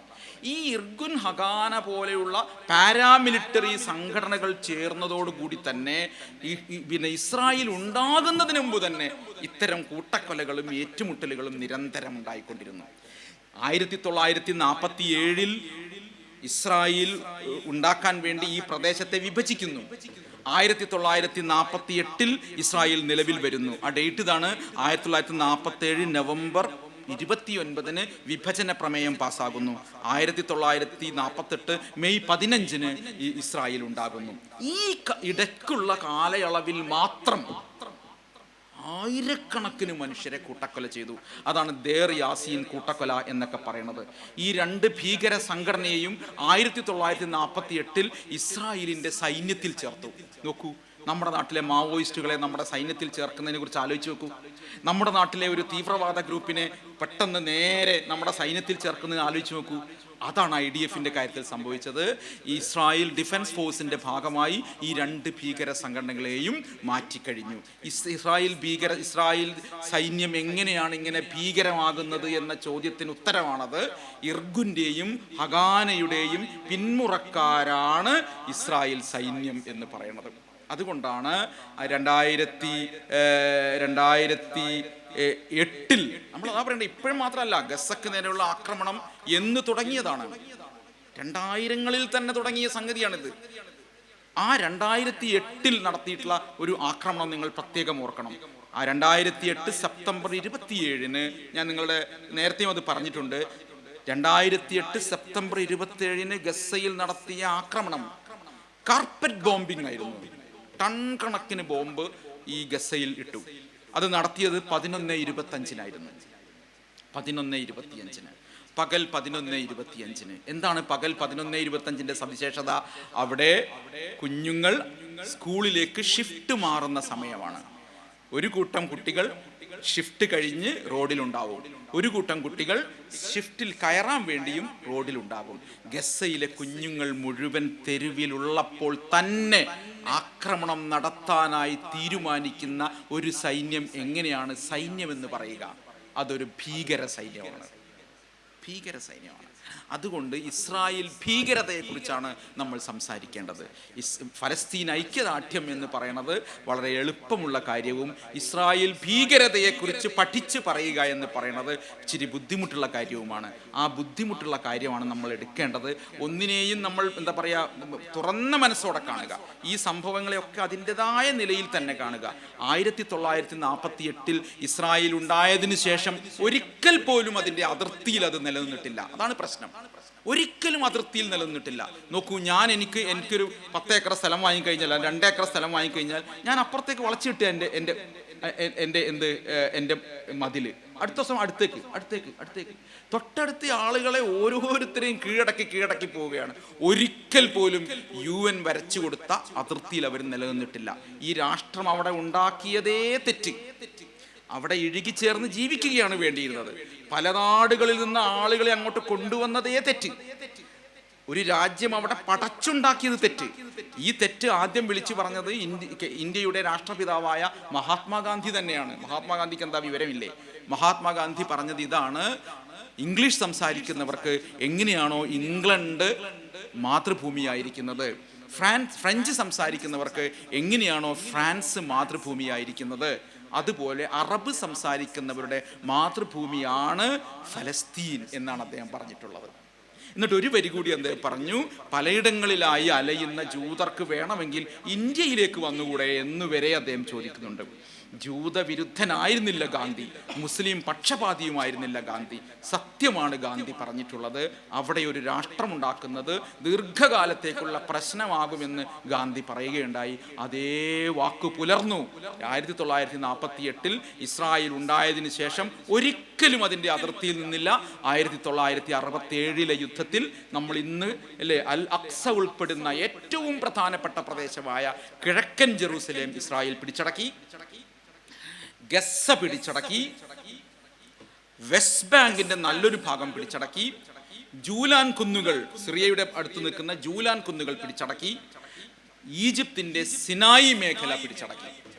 പിന്നീട് 1990-കളിലുണ്ടായ ഓസ്ലോ കരാറിന്റെ ഭാഗമായാണ് ഗസയുടെ കുറച്ച് ഭാഗം വിട്ടുകൊടുക്കുന്നത്, വെസ്റ്റ് ബാങ്കിന്റെ ഒരു ഭാഗം വിട്ടുകൊടുക്കുന്നത്. അപ്പോഴും കിഴക്കൻ ജെറൂസലേം വിട്ടുകൊടുത്തതേയില്ല എന്ന് നിങ്ങൾ മനസ്സിലാക്കണം. ഇപ്പോഴും അവരുടെ കയ്യിൽ നിൽക്കുകയാണ്. ഈ സമാധാന ചർച്ചകളൊക്കെ നടക്കുമ്പോഴും ഈ പ്രദേശം വിട്ടുകൊടുത്തിട്ടേയില്ല. സത്യത്തിൽ നിങ്ങൾ ഈ പറയുന്ന ദുരാഷ്ട്ര പരിഹാരം തന്നെ അബദ്ധമാണ്. അവിടെ നിൽക്കട്ടെ. ഇനി ദുരാഷ്ട്ര പരിഹാരമാണ് ശരിയെങ്കിൽ ഏത് ദുരാഷ്ട്രം ഇപ്പോഴുള്ള അവശിഷ്ട ഫലസ്തീന് വേണ്ടി അല്ല വാദിക്കേണ്ടത്, മറിച്ച് നേരത്തെ UN വരച്ച വരയെങ്കിലും, UN പ്രമേയം കൊണ്ട് നിർണയിക്കപ്പെട്ട വരയിലേക്കെങ്കിലും ഇസ്രായേൽ പിന്മാറാൻ തയ്യാറായിക്കൊണ്ട് മാത്രമേ ഈ പ്രശ്നത്തിന് പരിഹാരം കാണാൻ കഴിയുള്ളൂ. പിന്നെ ഉടനീളം ആക്രമണങ്ങളാണ്. ഒരിക്കലും 2023 ഒക്ടോബർ 7 പ്രശ്നമേ അല്ല ഇത്. ഒക്ടോബർ 7 സംഭവിച്ചത് എന്താണ്? തീർച്ചയായും നമുക്കതിൽ അഭിപ്രായ വ്യത്യാസം ഉണ്ടാവാം, അഭിപ്രായം ഉണ്ടാവാം, എന്താവാം. അബ്രഹാം അക്കോർഡ് എന്ന നിലയിൽ അറബ് രാജ്യങ്ങളുമായി ഇസ്രായേൽ ഒരു കരാർ ഒപ്പിടാൻ പോകുന്നു. അങ്ങനെ ഒപ്പിട്ട് കഴിഞ്ഞാൽ പിന്നെ ഫലസ്തീൻ എന്ന രാജ്യത്തെക്കുറിച്ച് ആരും സംസാരിക്കില്ല എന്ന ഗതി വന്നപ്പോഴാണ് അങ്ങനെ ഒരു പ്രത്യാക്രമണത്തിന് ഹമാസ് എന്ന് പറയുന്ന സംഘടന മുതിർന്നിട്ടുള്ളത്. അവർക്ക് അതിൻ്റെ ലക്ഷ്യമുണ്ടായിരുന്നു. അതോടുകൂടി ഫലസ്തീൻ വലിയ തോതിൽ ചർച്ചയായി. അതിനോട് ഒരിക്കലും പ്രപ്പോർഷനേറ്റ് ആയിട്ടല്ല ഇസ്രായേൽ പെരുമാറിയിട്ടുള്ളത്. നമ്മൾ ഇന്നിപ്പോൾ കാണുമ്പോൾ 67,000 മനുഷ്യരെ കൊന്നുകളഞ്ഞു. അത് 67,000-ൽ നിൽക്കില്ല. പല കെട്ടിടങ്ങൾക്കകത്തും മരിച്ചു കിടക്കുന്ന മനുഷ്യരുണ്ടാവും. ഇപ്പോൾ കാലിന് വയ്യാത്ത മനുഷ്യർ, നടക്കാൻ വയ്യാത്ത മനുഷ്യരെയൊന്നും എടുത്തുകൊണ്ട് മറ്റൊരു പലായന സ്ഥലത്തേക്ക് പോകാൻ പറ്റില്ല. അപ്പോൾ അവരവിടെ അകത്തുണ്ടാവും. കണക്കില്ലാത്തത്ര ആളുകൾ. പട്ടിണി മരണത്തിൻ്റെ ഒക്കെ കണക്ക് കിട്ടാവുന്ന കണക്ക് വെച്ചുണ്ടാക്കുന്നത് മാത്രമാണ്. എത്ര പേര് മരിച്ചു എന്നതിന് യാതൊരു കയ്യും കണക്കുമില്ലാത്ത നിലയിലാണ്. ഇന്നും അവിടുത്തെ ഒരതിർത്തിയും തുറന്നിട്ടില്ല. ഈ സമാധാന ചർച്ച നടക്കുന്ന ദിവസത്തിൽ പോലും 20-30 ആളുകൾ മരിച്ചുകൊണ്ടേയിരിക്കുകയാണ്. നമുക്കത് വെറും അക്കങ്ങൾ മാത്രമാണ്. ഇത് കണ്ടിട്ടും അതിനെ ന്യായീകരിക്കുന്ന ഹൃദയശൂന്യരായ മനുഷ്യർക്കിടയിലാണ് നമ്മൾ താമസിക്കുന്നത്. ചുരുങ്ങിയത് അവർക്ക് വരച്ചു കൊടുത്ത അതിർത്തിക്കകത്ത് താമസിക്കാനുള്ള ഉത്തരവാദിത്തമെങ്കിലും ഇസ്രായേൽ കാണിക്കണ്ടേ? 1930-കളിൽ തന്നെ ഇസ്രായേലിൻ്റെ ആദ്യത്തെ പ്രധാനമന്ത്രിയായി പിന്നീട് മാറിയ ഡേവിഡ് ബെൻ ഗൂറിയൻ അത് വ്യക്തമായി പറഞ്ഞിട്ടുണ്ട്. ഭാഗികമായ ജൂതരാഷ്ട്രം ഞങ്ങളുടെ ലക്ഷ്യമല്ല, അതുകൊണ്ട് ഞങ്ങൾ തൃപ്തിപ്പെടില്ല. മറിച്ച് ഞങ്ങൾ ഗ്രേറ്റർ ഇസ്രായേലാണ് ലക്ഷ്യമിടുന്നത്. ഗ്രേറ്റർ ഇസ്രായേൽ എന്ന് പറഞ്ഞാൽ അതിനകത്ത് ജോർദനുണ്ട്, ഈജിപ്ത് ഉണ്ട്, ലെബനൻ ഉണ്ട്, സിറിയ ഉണ്ട്. ആ പ്രദേശം മൊത്തം ഫലസ്തീൻ മുഴുവനായിട്ടുണ്ട്. ഇറാഖ്, ഇറാനൊക്കെ ഇടുന്ന വലിയൊരു പ്രദേശത്തെ ആ പ്രദേശത്തെ മുഴുവൻ ഞങ്ങളുടെ വരുതിയിലാക്കുമെന്ന് പ്രഖ്യാപിച്ചവരാണ് ഇസ്രായേലിൻ്റെ ഭരണാധികാരികൾ എന്ന് പറയുന്നത്. അതുകൊണ്ട് സാമുവൽ മൊണ്ടേഗുവിനെ പോലെയുള്ള ജൂയിഷ് എഴുത്തുകാരും ചിന്തകരും ഉദ്യോഗസ്ഥരും തന്നെ ഇതിനെ അക്കാലത്തെ ശക്തമായി എതിർത്തിട്ടുള്ളതാണ്. അവിടേക്ക് ഇതിനിടയിലേക്ക് ഒരു രാജ്യം കടന്നു ചെല്ലുന്നത് അബദ്ധമാകും, ഒതുങ്ങി നിൽക്കാൻ നിങ്ങൾക്ക് സാധിക്കില്ല എന്ന് ജൂയിഷ് പീപ്പിൾ തന്നെ പറഞ്ഞിട്ടുള്ളതാണ്. സയനിസ്റ്റുകളല്ലാത്ത ജൂതന്മാർ തന്നെ പറഞ്ഞിട്ടുള്ളതാണ്. അതുകൊണ്ട് എന്താണ് സംഭവിച്ചത്? വലിയ തോതിലുള്ള ആക്രമണങ്ങൾ എല്ലായ്പ്പോഴും നടന്നുകൊണ്ടിരിക്കുകയാണ്. എന്താണ് ഇതിൻ്റെ പരിഹാരം? എവിടെയാണ് ഇത് ചെന്ന് അവസാനിപ്പിക്കുക? എന്തുകൊണ്ടാണ് ഇസ്രായേലിന് ഇത് ചെയ്യാൻ സാധിക്കുന്നത്? നമ്മൾ പലരും കരുതും, ചെറിയൊരു രാജ്യം നോക്കൂ, ആരൊക്കെയാണ് ഞെട്ടിക്കുന്നത്? ഇറാനെ ആക്രമിക്കുന്നു, ദോഹയിൽ പോലും ആക്രമിക്കുന്നു. എന്തൊരു ശക്തിയാണ്, എന്തൊരു ആയുധ ശക്തിയാണ്, എന്തൊരു കാർഷിക പുരോഗതിയാണ്. തെൽ അവീവ് എന്ന് പറയുന്ന ഒരു നഗരം തന്നെ അവരുണ്ടാക്കിയില്ലേ? ഒരെന്തൊരുമില്ല. ഇസ്രായേൽ എന്ന് പറയുന്നത് ഒരു രാജ്യമേ അല്ല, അതൊരു ബിനാമി രാജ്യമാണ്. ഒരു സമയത്ത് ഏറ്റവും വലിയ ആയുധ ശക്തിയായ കൊളോണിയൽ ശക്തിയായ ബ്രിട്ടന്റെ ബിനാമിയായിരുന്നു. പിന്നീട് അത് മറ്റ് യൂറോപ്യൻ രാജ്യങ്ങളുടെ ബിനാമിയായി. ഇപ്പോഴത് US-ന്റെ ബിനാമിയാണ്. നിങ്ങൾക്ക് UN പൊതുസഭ ഒരു പ്രമേയം പാസ്സാക്കുന്നു. എന്താണ് ആ പ്രമേയം? ഫലസ്തീൻ രാഷ്ട്രത്തെ അംഗീകരിക്കുന്ന പ്രമേയം. പൊതുസഭ ഒരു പ്രമേയം പാസ്സാക്കുന്നു. അതെന്താണ്? ഗസയിൽ വെടിനിർത്തൽ വേണമെന്ന്. ഈ പ്രമേയം നേരെ എവിടെ ചെല്ലുന്നു? സെക്യൂരിറ്റി കൗൺസിൽ, രക്ഷാസമിതിയിൽ ചെല്ലുമ്പോൾ ഈ അമേരിക്ക മാത്രം വീറ്റോ ചെയ്യുന്നു. നിങ്ങൾ ഇത്രയും പേരിരുന്നുണ്ടാക്കിയ കരാറും വ്യവസ്ഥകളും ഒന്നുമല്ലാതായിത്തീരുന്നു. ഇങ്ങനെ വീറ്റോ ചെയ്ത് ഇസ്രായേലിൻ്റെ താല്പര്യത്തിന് മാത്രം നിൽക്കാൻ ഒരു രാജ്യം കൂടെയുള്ളപ്പോൾ എങ്ങനെയാണ് ഇസ്രായേൽ ഒരു കൊച്ചു രാജ്യമെന്ന് നമ്മൾ പറയുക? ലോകത്തിൻ്റെ മുഴുവൻ ആയുധ ശക്തിയും കൈവശം വയ്ക്കുന്ന ആയുധ കോർപ്പറേറ്റ് ഭീമന്മാരുടെ നടത്തിപ്പ് രാജ്യമാണ് ഇസ്രായേൽ എന്ന് കാണണം. എന്നിട്ടാണ് ഈ ലോകത്തെ നോക്കി പറയുന്നത് Gaza is real estate bonanza എന്ന് പറയുന്നത്. ഗസയെ ഞങ്ങളൊരു കടൽ തീര റിസോർട്ടാക്കാൻ മാറ്റാൻ പോകുന്നു. എങ്ങനെയാണ് ഇത് പറയാൻ ഒക്കുന്നത്? ഇത് പറഞ്ഞുകൊണ്ടിരിക്കുകയാണ്. ഏറ്റവും പുതുതായി വന്ന സമാധാന പദ്ധതിയിൽ പോലും തീർച്ചയായും ഇസ്രായേലിന് അനുകൂലമായ വ്യവസ്ഥകളാണുള്ളത് നിങ്ങൾ മനസ്സിലാക്കണം. ആകെ അതിലുള്ളത് ബന്ദികളെ കൈമാറുമ്പോൾ തടവുകാരെ കൈമാറും, വെടിനിർത്തലുണ്ടാകും. ആ സമാധാനം മാത്രമേ ഉള്ളൂ. തീർച്ചയായും നമ്മൾ അതിനെ സ്വാഗതം ചെയ്യുന്നു, അതിനെപ്പോലും സ്വാഗതം ചെയ്യുന്നു. കാരണം അത്രയെങ്കിലും ആ കുഞ്ഞുങ്ങളുടെ സ്കൂളുകൾ തുറക്കുമല്ലോ, ആ കുഞ്ഞുങ്ങൾക്ക് ഭക്ഷണം കിട്ടുമല്ലോ, ആ മനുഷ്യർക്ക് നിർഭയത്വം അത്രയെങ്കിലും ഉണ്ടാകുമല്ലോ എന്ന് കണ്ടിട്ട് നമ്മൾ എന്ത് ചെയ്യുന്നു? വഞ്ചനാപരമായ ഈ ഇപ്പോഴത്തെ പ്ലാനിനെ പോലും അംഗീകരിക്കുന്നു. 2 വഞ്ചന മാത്രം ഞാൻ പറയാം. ഈ കരാർ നിലവിൽ വന്നു എന്ന് കരുതുക. വന്നാൽ തന്നെയും അവിടെ ആര് ഭരിക്കുന്നത് ഫലസ്തീനികളല്ല. അല്ല. ഫലസ്തീൻ ജനതക്ക് നിർണയാവകാശം കൊടുക്കുന്നില്ല. ഹമാസിനെ കുറിച്ച് നിങ്ങൾക്ക് എന്ത് ആക്ഷേപം ഉണ്ടാവട്ടെ, പക്ഷേ ആ ഹമാസ് എന്ന് പറഞ്ഞ സംഘടന ഒരു രാഷ്ട്രീയ സംഘടനകൾ കൂടിയാണ്, അവിടെ തിരഞ്ഞെടുക്കപ്പെട്ട സംഘടനയാണ്. ആ സംഘടനയ്ക്കോ നിങ്ങൾ അംഗീകരിക്കുമെന്ന് പറയുന്ന ഫലസ്തീൻ അതോറിറ്റിക്കോ പോലും യാതൊരു സ്വാതന്ത്ര്യവും അവകാശവും ഈ പുതിയ ഭരണ സംവിധാനത്തിൽ ഉണ്ടാവില്ല. ഈ ഭരണ സംവിധാനം ഇവർക്കിഷ്ടമുടുന്ന ആളുകളെ വെച്ച് ഒരു ടെക്നോക്രാറ്റിക് സർക്കാർ ഉണ്ടാക്കും. ആ സർക്കാരിന്റെ നേതാവ് ആരാണ്? അധ്യക്ഷൻ ആരാണ്? ഡൊണാൾഡ് ട്രംപ് ആണ്. അതിന്റെ ഉപാധ്യക്ഷൻ ആരാണ്? ടോണി ബ്ലെയർ ആണ്. അങ്ങനെ പറഞ്ഞതിന്റെ അർത്ഥം എന്താണ്? നേരത്തെ എങ്ങനെയാണോ ഇസ്രായേലി പ്രദേശത്തെ മൂക്കുകയറിട്ട് കൊണ്ടു നടന്നത്, അത് അവരുടെ വരുതിയിലാക്കി കൊണ്ടു നടന്നത്, അതുതന്നെയാണ് ഈ പദ്ധതിക്കകത്തും ഉള്ളത്. രണ്ടാമത്തെ എന്താണ്? ഈ പദ്ധതിക്കകത്തുള്ള സുരക്ഷാ ഘടകങ്ങൾ എന്താണ്? ആ സുരക്ഷാ ഘടകം എന്ന് പറയുന്നത് ഒരു ISF ഉണ്ടാക്കുമെന്നാണ്, ഇന്റർനാഷണൽ സ്റ്റെബിലൈസേഷൻ ഫോഴ്സ് ഉണ്ടാക്കും. ആ ഫോഴ്സിന്റെ നേതൃത്വം ആരാണ്? ഉറപ്പായിട്ടും അമേരിക്കയാണ്. ആരാണ് പരിശീലനം കൊടുക്കുക? ഇസ്രായേലാണ്. ഇസ്രായേൽ സൈന്യം അപ്പോഴും അവിടെ ഉണ്ടാവും, ഒരു മാറ്റവും ഉണ്ടാവുന്നില്ല. അപ്പോൾ സമാധാന പദ്ധതി എന്ന നിലയിൽ മുന്നോട്ട് വെക്കുന്നിടത്ത് പോലും ചതി പ്രകടിപ്പിച്ചുകൊണ്ടിരിക്കുന്നു എന്ന സത്യത്തെ മനസ്സിലാക്കുകയും ശാന്തമായി സത്യത്തെക്കുറിച്ച് സംസാരിക്കുകയും ചെയ്യുക എന്നതാണ് നമ്മുടെ ബാധ്യത എന്ന് എനിക്ക് തോന്നുന്നു. തീർച്ചയായും പ്രാർത്ഥന കൊണ്ട് നമ്മൾ അവരെ പിന്തുണക്കണം, തീർച്ചയായും അവരെക്കുറിച്ച് പഠിച്ചുകൊണ്ട് നമ്മൾ പിന്തുണക്കണം. അതോടൊപ്പം ചരിത്രപരമായ യാഥാർത്ഥ്യത്തെ ചരിത്രമായി തന്നെ മനസ്സിലാക്കാനും വസ്തുതാപരമായി മനസ്സിലാക്കാനും നമുക്ക് സാധിക്കണം. എൻ്റെ അഭിപ്രായത്തിൽ ഇതൊരു മതപരമായ പ്രശ്നമാണ് എന്ന് ഞാൻ തൽക്കാലം ഇതിനെ കാണുന്നില്ല, മറിച്ച് ഇതൊരു ഭൂമിക്കൊള്ളയുമായി ബന്ധപ്പെട്ട ഒരു രാഷ്ട്രീയ പ്രശ്നമാണ്. ഈ പ്രശ്നത്തിന് എങ്ങനെയാണ് പരിഹാരം കാണുക? നീതിയുക്തമായ ഒരു ഫലസ്തീൻ രാഷ്ട്രം അനുവദിച്ചു കൊടുക്കണം. പിടിച്ചടക്കപ്പെട്ട പ്രദേശങ്ങൾ മുഴുവൻ തിരിച്ചു കൊടുക്കണം. നമ്മളിപ്പോഴും ഗസയിലേക്കാണ് നോക്കിക്കൊണ്ടിരിക്കുന്നത്. എന്നാൽ നിങ്ങൾ നോക്കേണ്ടത് പടിഞ്ഞാറൻ തീരത്തേക്കാണ്. ജോർദാനോട് ചേർന്ന പ്രദേശമാണ്, ഏറ്റവും പ്രധാനപ്പെട്ട പ്രദേശമാണ്. ആ പ്രദേശത്തേക്ക് നിരന്തരം പുതിയ പുതിയ ജൂത കേന്ദ്രങ്ങൾ ഉണ്ടാക്കി കയ്യേറിക്കൊണ്ടേയിരിക്കുകയാണ്. ആ കയ്യേറ്റ ഭവനങ്ങൾ മുഴുവൻ പൊളിച്ചു മാറ്റണം. അവിടെയുള്ള ഇൻഫ്രാസ്ട്രക്ചേഴ്സ് കൊണ്ടുപോകാണ്ടിരിക്കാം, പക്ഷേ ആ പ്രദേശം മുഴുവൻ ഫലസ്തീനികൾക്ക് വിട്ടുകൊടുക്കണം. ഏറ്റവും പ്രധാനപ്പെട്ട രണ്ടാമത്തെ കാര്യം എന്താണ്? നഖ്ബയിലൂടെ ഇസ്രായേൽ ഉണ്ടാകുന്നതിൻ്റെ ഭാഗമായി ആട്ടിയോടിക്കപ്പെട്ട ഫലസ്തീൻ ജനത ലെബനനിലുണ്ട്, സിറിയയിലുണ്ട്, അയൽ രാജ്യങ്ങളിൽ പലയിടത്തുണ്ട്. അവരുടെ പിന്മുറക്കാരുണ്ട്. അവർക്ക് മുഴുവൻ തിരിച്ചു വരാനുള്ള അവകാശം കൊടുക്കണം. ഇസ്രായേൽ നിർണയിക്കപ്പെട്ട അതിർത്തിക്കകത്ത് നിൽക്കണം. ഫലസ്തീനിന്റെ സ്വയം നിർണയാവകാശം അനുവദിച്ചു കൊടുക്കണം. ഫലസ്തീൻ എന്ന് പറയുന്ന പ്രദേശം ഒരിക്കലും മുസ്ലിങ്ങൾ മാത്രമുള്ള പ്രദേശമല്ല എന്ന് ഉറപ്പിച്ച് നിങ്ങൾ മനസ്സിലാക്കണം. ഈ കഴിഞ്ഞ ആക്രമണത്തിൽ വലിയ തോതിൽ ക്രിസ്ത്യൻ പള്ളികൾ തകർന്നിട്ടുണ്ട്. വലിയ തോതിൽ ക്രിസ്ത്യൻ സമൂഹത്തിൽപ്പെട്ട പുരോഹിതരടക്കമുള്ളവർ മരിച്ചു പോയിട്ടുണ്ട്. അതുകൊണ്ടാണ് പോപ്പ് ഫലസ്തീൻ പതാകയ്ക്ക് മുമ്പിൽ നിന്ന് സമാധാനത്തിന് ആഹ്വാനം ചെയ്യുന്നത്. പഴയതുപോലെ അല്ല, കാര്യങ്ങളിൽ വലിയ മാറ്റം ഉണ്ടായിട്ടുണ്ട്. UN പൊതുസഭയിൽ വെച്ച് നെതന്യാഹു അനുഭവിച്ച കൂവൽ ഈ ലോകത്തിന്റെ തന്നെ കൂവലാണ്. ലോകത്തുടനീളം നമ്മളിത് സംസാരിച്ചുകൊണ്ടിരിക്കുമ്പോഴും ഐക്യദാർഢ്യ സമ്മേളനങ്ങൾ നടക്കുകയാണ്. മറ്റൊരു കാലത്തുമില്ലാത്ത വിധം ഫലസ്തീൻ അനുകൂലമായ പൊതുബോധം ഉണ്ടായിട്ടുണ്ട്. ഈ പൊതുബോധത്തെ ഒരു മെറ്റീരിയലൈസ് ചെയ്യണം. ഇതിനെ ഒരു തീരുമാനത്തിനും ഒരു നടപടിയിലേക്കും എത്തണം. അതിന് UN പരിഷ്കരിക്കണം. UN-ന്റെ മുൻകൈ ഉണ്ടാവണം. ലോകരാഷ്ട്രങ്ങൾ അതിനുവേണ്ടി നിൽക്കണം. ഇന്ത്യയെ പോലെ സമാധാനത്തിൻ്റെ ചരിത്രമുള്ള, ദേശീയതയുടെ ചരിത്രമുള്ള, സ്നേഹത്തിൻ്റെയും ഉൾക്കൊള്ളലിൻ്റെയും ചരിത്രമുള്ള ഒരു രാജ്യം ഒരിക്കലും ഇസ്രായേലിനെ പിന്തുണക്കരുത്. അവർക്ക് ആയുധങ്ങൾ കൊടുക്കുന്ന നിലയിൽ പെരുമാറരുത്. മറിച്ച് നടുവിൽ നിന്നുകൊണ്ട് ഈ പ്രശ്നത്തെ പരിഹരിക്കണം. എങ്ങനെയാണ് പരിഹരിക്കുക?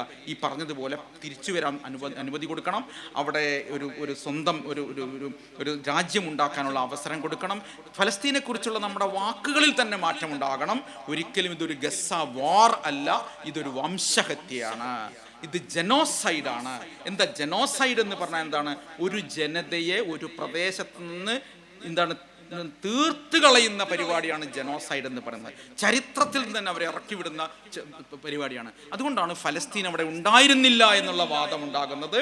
ജനതയില്ലാത്ത നാട്ടിലേക്കാണ് രാജ്യമില്ലാത്ത ജനതയായ ഞങ്ങൾ കടന്നു വന്നതെന്ന നുണ പറയുന്നത്, ഞങ്ങളുടെ പ്രദേശമാണ് എന്ന വാദം ഉന്നയിക്കുന്നത്, നിങ്ങളല്ലേ തുടങ്ങിയത് എന്ന വാദം ഉന്നയിക്കുന്നതൊക്കെ ചരിത്രവിരുദ്ധമായ കാര്യങ്ങളാണ്.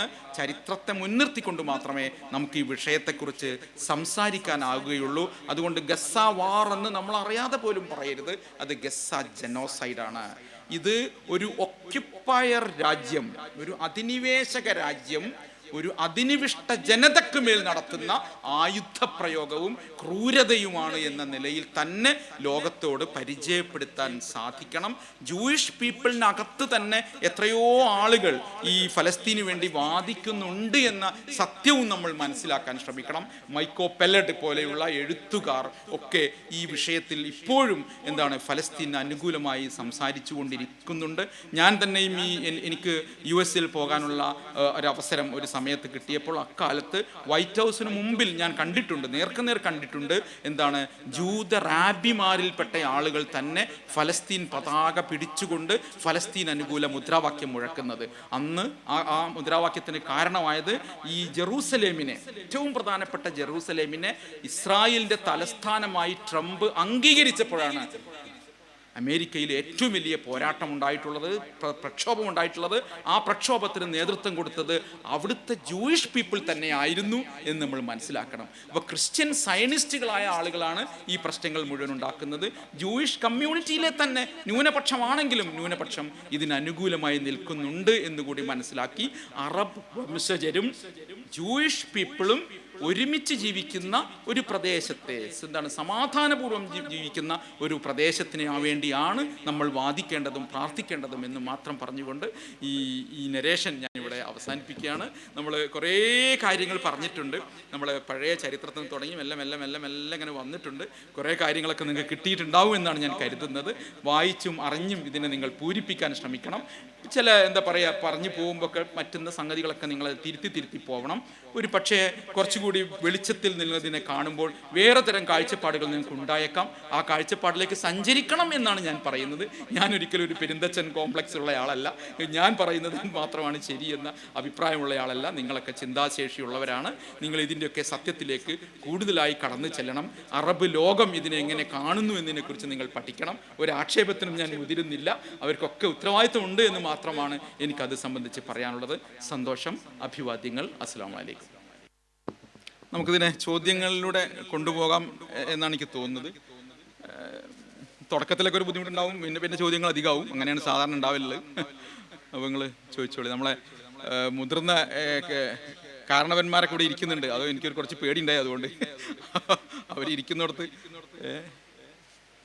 നമ്മൾ വല്ലാത്ത അകലത്തിലാണ് അല്ലേ. ഇതാണ് ഇത്തരം ഫെസ്റ്റിവൽക്ക് വന്നാലുള്ള ഒരു പ്രശ്നം. നമ്മൾ ക്ലാസ് മുറിയിലാണെങ്കിൽ കുറച്ചുകൂടി അടുപ്പത്തിലായിരിക്കും. അപ്പോൾ പിന്നെ നിങ്ങൾക്ക് കുറച്ചുകൂടി പരിചയമൊക്കെ വരും. ഇത് ഞാനിവിടെ ഒരു ദൂരത്തും നിങ്ങൾ അവിടെയായി പോകുന്നൊരു പ്രശ്നമുണ്ട്. യെസ്, സാറോട് പറഞ്ഞല്ലോ ഗ്രേറ്റർ ഇസ്രായേൽ എന്നുള്ള പറഞ്ഞു. ഈ ഗ്രേറ്റർ ഇസ്രായേൽ വരും കാലത്ത് ഇനി നടപ്പിലാവുകയാണെങ്കിൽ അപ്പം അതിൽ യൂഫ്രട്ടീസ് മുതൽ ഈജിപ്തിൻ്റെ പ്രധാനപ്പെട്ട പ്രദേശങ്ങൾ ഉൾപ്പെടെ ഈ അമേരിക്കൻ്റെ ഒരുപാട് സൈനിക ക്യാമ്പുകൾ ഉൾപ്പെടുന്ന രാജ്യങ്ങളാണല്ലോ. അപ്പോൾ അമേരിക്ക ഏത് നിലയ്ക്ക് ഇതിനെ നോക്കി കാണും ഈ ഒരു ഗ്രേറ്റർ ഇസ്രായേൽ നടപ്പിലാവുകയാണെങ്കിൽ? അതിൽ എൻ്റെ കാഴ്ചപ്പാട് ഞാൻ പറയാം. ഇതിൽ നമ്മൾ വലിയൊരു പ്രശ്നം, വലിയ പ്രധാനപ്പെട്ട ഒരു പ്രശ്നമാണ് നിങ്ങൾ സൂചിപ്പിച്ചത്. ഈ പ്രദേശത്ത് നമ്മൾ ഈ കുഴിബോംബ് വെക്കുക എന്ന് പറയില്ലേ, കുഴിബോംബ് വെക്കുക എന്ന് പറഞ്ഞാൽ എന്താണ്? കുഴിബോംബ് നമ്മൾ കാണുന്നില്ല, യു കാൺ സീ ദാറ്റ്. നിങ്ങൾ അതിൻ്റെ അടുത്തെത്തുമ്പോൾ പൊട്ടിത്തെറിക്കും എന്ന് പറഞ്ഞതുപോലെയാണ് ഈ അറബ് നാടുകളിലെല്ലാം സൈനിക താവളങ്ങളുണ്ട് എന്നതൊരു യാഥാർത്ഥ്യമാണ്. ഏറ്റവും വലിയ വിദേശ രാജ്യത്തെ ഏറ്റവും വലിയ സൈനിക താവളം നിൽക്കുന്നത് ഖത്തറിലാണെന്ന് ആലോചിക്കണം. ആ ഖത്തറിനെ ആക്രമിച്ചപ്പോഴാണ് ട്രംപിന് ഇപ്പം ബേജാറ് തുടങ്ങിയത്. അതുകൊണ്ടാണ് അദ്ദേഹം ശക്തമായിട്ട് ഇനി ഖത്തറിനെ തൊട്ടാ ശരിയാക്കുമെന്ന് പറഞ്ഞത്. ഇത് ഒരു ആശ്രിതത്വമാണ്. നമുക്കതിന് പറയാൻ അത്രയ്ക്ക് അത് പറ്റുള്ളൂ. ആശ്രിതത്വമാണ്. നിങ്ങൾ സുരക്ഷാ കാര്യത്തിന് മറ്റൊരു കൂട്ടരെ ആക്രമിച്ചാൽ, നിങ്ങൾ ആശ്രയിച്ചാൽ, നിങ്ങൾ വേറൊരാളുടെ കൈ തലയ്ക്ക് വെച്ച് കടന്നാൽ, ഈ കൈ എടുത്തു പോയാൽ നിങ്ങളെ തല താഴോട്ട് വീഴും എന്ന് പറഞ്ഞതുപോലെ US എപ്പോഴും എല്ലാ കാലത്തും സാമ്രാജ്യത്വ ശക്തികൾ അവരുടെ നില ഭദ്രമാക്കാനുള്ള സംഗതികൾ അവിടെ ചെയ്തു വെച്ചിട്ടുണ്ടാവും. അതുകൊണ്ട് ഗ്രേറ്റർ ഇസ്രായേൽ എന്ന് ഇസ്രായേൽ പറയുമ്പോൾ, ഇസ്രായേൽ ഒറ്റയ്ക്ക് പറയുമ്പോൾ ഒരു പ്രശ്നമുള്ള കാര്യമല്ല, മറിച്ച് അമേരിക്കയുടെയും സാമ്രാജ്യത്വ ശക്തികളുടെയും പിന്തുണ ഉള്ളപ്പോൾ അത് ഗൗരവമായൊരു പറച്ചിലായി തന്നെ കാണണമെന്നാണ് എൻ്റെ അഭിപ്രായം. ഗൗരവമായുള്ള പറച്ചിൽ തന്നെയാണ്. അത് വലിയ സുരക്ഷാ പ്രശ്നങ്ങളിലേക്ക് വഴിവെച്ച് കൊടുക്കുന്നതാണ്. ഈ സൈനിക സാന്നിധ്യം മുഴുവൻ അവിടെ നിൽക്കുകയും സൈനികപരമായി ആശ്രിതത്വത്തിൽ കഴിയുകയും ചെയ്യുന്ന ഒരു പ്രദേശത്ത് ഇത് ഉണ്ടായിക്കൂടുന്നില്ല. മാത്രവുമല്ല, ഈ പ്രദേശത്ത് നിതാന്തമായ ഒരു പ്രശ്നമേഖല എന്ന നിലയിലാണ് ഇസ്രായേലിനെ അവിടെ കുടിയിരുത്തുന്നത്. അത് ഈ ഏരിയയിലെ മൊത്തം സമാധാന അന്തരീക്ഷത്തെ ബുദ്ധിമുട്ടാക്കുന്നതാണ്. അതുകൊണ്ട് UN പോലെയുള്ള അന്താരാഷ്ട്ര സംഘടനകൾ ചെയ്യേണ്ടത് എന്താണ്? ആ ആശയം തന്നെ കുഴിച്ചു മൂടണം. ഇസ്രായേലിനെ കറക്റ്റായ, വളരെ കൃത്യമായി നിർണയിക്കപ്പെട്ട അതിർത്തിക്കകത്ത് തന്നെ നിലനിർത്തണം. അത് നിലനിർത്തണമെങ്കിൽ ഇപ്പോൾ അവർ പിടിച്ചു കിടക്കിയ സ്ഥലങ്ങൾ നേരത്തെ നമ്മൾ പറഞ്ഞതുപോലെ തിരിച്ചു വാങ്ങണം. അങ്ങനെ കൃത്യമായ അതിർത്തിയുള്ള, ജനതയുള്ള, പരമാധികാരമുള്ള ഒരു ഫലസ്തീൻ രാഷ്ട്രം അവിടെ ഉണ്ടാവണം. അപ്പുറത്ത് ഇസ്രായേൽ എന്നൊരു രാഷ്ട്രവും ഉണ്ടാവണം. ഇവ തമ്മിൽ കോ ലിവിങ് സാധ്യമാവുന്നിടത്തോളം സാധ്യമാകണം. അപ്പോൾ മാത്രമേ ഗ്രേറ്റർ ഇസ്രായേൽ എന്ന് പറഞ്ഞ സ്വപ്നത്തെ കൂടി നമുക്ക് എന്താക്കാൻ പറ്റുള്ളൂ, കുഴിച്ചുവിടാൻ പറ്റുള്ളൂ. അങ്ങനെ കുഴിച്ചു മൂടുക എന്ന് പറഞ്ഞ അർത്ഥം അവരുടെ ഒരു അവകാശത്തെയും കവർന്നെടുക്കുകയല്ല. അവർക്ക് കൊടുക്കാമെന്ന് പറഞ്ഞ എന്താണ്, അത് തന്നെയും ബലാത്കാരമാണ് എന്ന് വിശ്വസിക്കുന്നവരാണ് നമ്മൾ. പോട്ടെ, ആ രാജ്യം അവർക്ക് കൊടുത്തു, ആ രാജ്യത്ത് അവർ ഒതുങ്ങി നിൽക്കാൻ തയ്യാറാവണം. ഗ്രേറ്റർ ഇസ്രായേൽ എന്ന് പറയുന്ന ആശയം ആ മേഖലയ്ക്കാകെ അപകടകരമാണ് എന്ന കാര്യത്തിൽ സംശയമില്ല. ഓക്കെ അല്ലേ? സാർ, അതുപോലെ ഇസ്രായേലിലെ നമ്മൾ ഇന്നത്തെ കണക്ക് പരിശോധിക്കുകയാണെങ്കിൽ ഏകദേശം 18% അടുത്ത ജനത മുസ്ലിങ്ങളാണ്. അപ്പോൾ അതേപോലെ ഈ ഫലസ്തീനികൾ അനുഭവിക്കുന്ന ഈ യാതനകളും വേദനകളെല്ലാം ഈ അവിടെ ഇസ്രായേലിലുള്ള മുസ്ലിങ്ങൾ അനുഭവിക്കുന്നുണ്ടോ? Yes, good question. അതിലൊരു പ്രശ്നം, ഇപ്പം സ്റ്റേറ്റ് ലോ എന്ന് പറയുന്ന ഒരു നിയമം, വർഷം നിങ്ങൾ ചെക്ക് ചെയ്യണേ. നാഷണൽ സ്റ്റേറ്റ് ലോ എന്ന് പറഞ്ഞൊരു നിയമം ഈ നെതന്യാഹു അവിടെ ഭരണത്തിലെത്തിയതിന് ശേഷം, ഈ അടുത്ത കാലത്ത് 2000-ന് ശേഷം അവിടെ പാസ്സാക്കിയിട്ടുണ്ട്. നമ്മുടെ ഏതുപോലെ നമ്മുടെ പൗരത്വ നിയമം പോലെ തന്നെയാണ്. ഞാനതിൽ അന്ന് എഴുതിയിരുന്നു, നമ്മുടെ പൗരത്വ നിയമം തന്നെയാണ് അത് എന്ന് പറഞ്ഞിട്ട് നമ്മൾ എഴുതിയിരുന്നു. നമ്മൾ വേണേൽ അന്ന് വായിച്ചിട്ടുണ്ടാവും. പക്ഷേ ആ അവിടുത്തെ ഈ നാഷണൽ സ്റ്റേറ്റ് ലോ പ്രകാരം അവിടുത്തെ അറബികൾക്ക് 2ാം കിട പൗരന്മാരുടെ അവകാശമേ ഉള്ളൂ. അറബ് ഭാഷയ്ക്ക് അവിടെ 1ാം ഭാഷയുടെ സമാനമായ, ഹീബ്രുവിന് സമാനമായ സ്ഥാനം ഉണ്ടായിരുന്നു, അതെടുത്ത് ഒഴിവാക്കി. 2, ഈ രാഷ്ട്രം തീർത്തും ഒരു ജൂത രാഷ്ട്രമായിരിക്കും. ജൂത താല്പര്യത്തിന് എതിരായി നിൽക്കുന്ന ഏതൊരാളുടെയും പൗരത്വം എടുത്ത് മാറ്റാനുള്ള അവകാശം ഈ നാഷണൽ സ്റ്റേറ്റ് ലോ കൊടുക്കുന്നുണ്ട്. മറ്റൊന്ന്, ഹോളോകോസ്റ്റിൽ നിങ്ങൾ സംശയം പ്രകടിപ്പിച്ചാൽ മതി. സംശയം പ്രകടിപ്പിക്കുന്നത് എന്താണ്, രാജ്യദ്രോഹ കുറ്റമായി അത് പ്രഖ്യാപിക്കുന്നുണ്ട്. അത്തരം ഈ അറബ് വംശജരോട് തന്നെയും അവിടെ കടുത്ത വിവേചനം നടക്കുന്നുണ്ട്, ഉറപ്പായിട്ടുമുണ്ട്. അവരെന്താണ് അവിടെ നെസറ്റിലൊക്കെ മുസ്ലിം MP-മാരുണ്ട്. അവർ ശക്തമായി കാര്യം വാദിക്കുന്നുണ്ട്. അവിടുത്തെ ഇടതുപക്ഷ കക്ഷികൾ വാദിക്കുന്നുണ്ട്. ഈ സയനിസ്റ്റ് വിരുദ്ധ കക്ഷികളെല്ലാം ചേർന്ന് ഒരു ഘട്ടത്തിൽ അവരൊരു കൊയിലീഷൻ സർക്കാർ വരെ ഉണ്ടാക്കിയതാണ്. അതുകൊണ്ട് അവിടുത്തെ ഒരു ഫോഴ്സ് എന്ന നിലയിൽ ഈ മുസ്ലിം കമ്മ്യൂണിറ്റി അവിടെ മനുഷ്യാവകാശത്തിന് വേണ്ടി നിലകൊള്ളുന്നുണ്ട്. ഇപ്പോൾ നെതന്യാഹുവിനെതിരായ പ്രക്ഷോഭത്തിലൊക്കെ അവർ ശക്തമായി പങ്കെടുക്കുന്നുണ്ട്.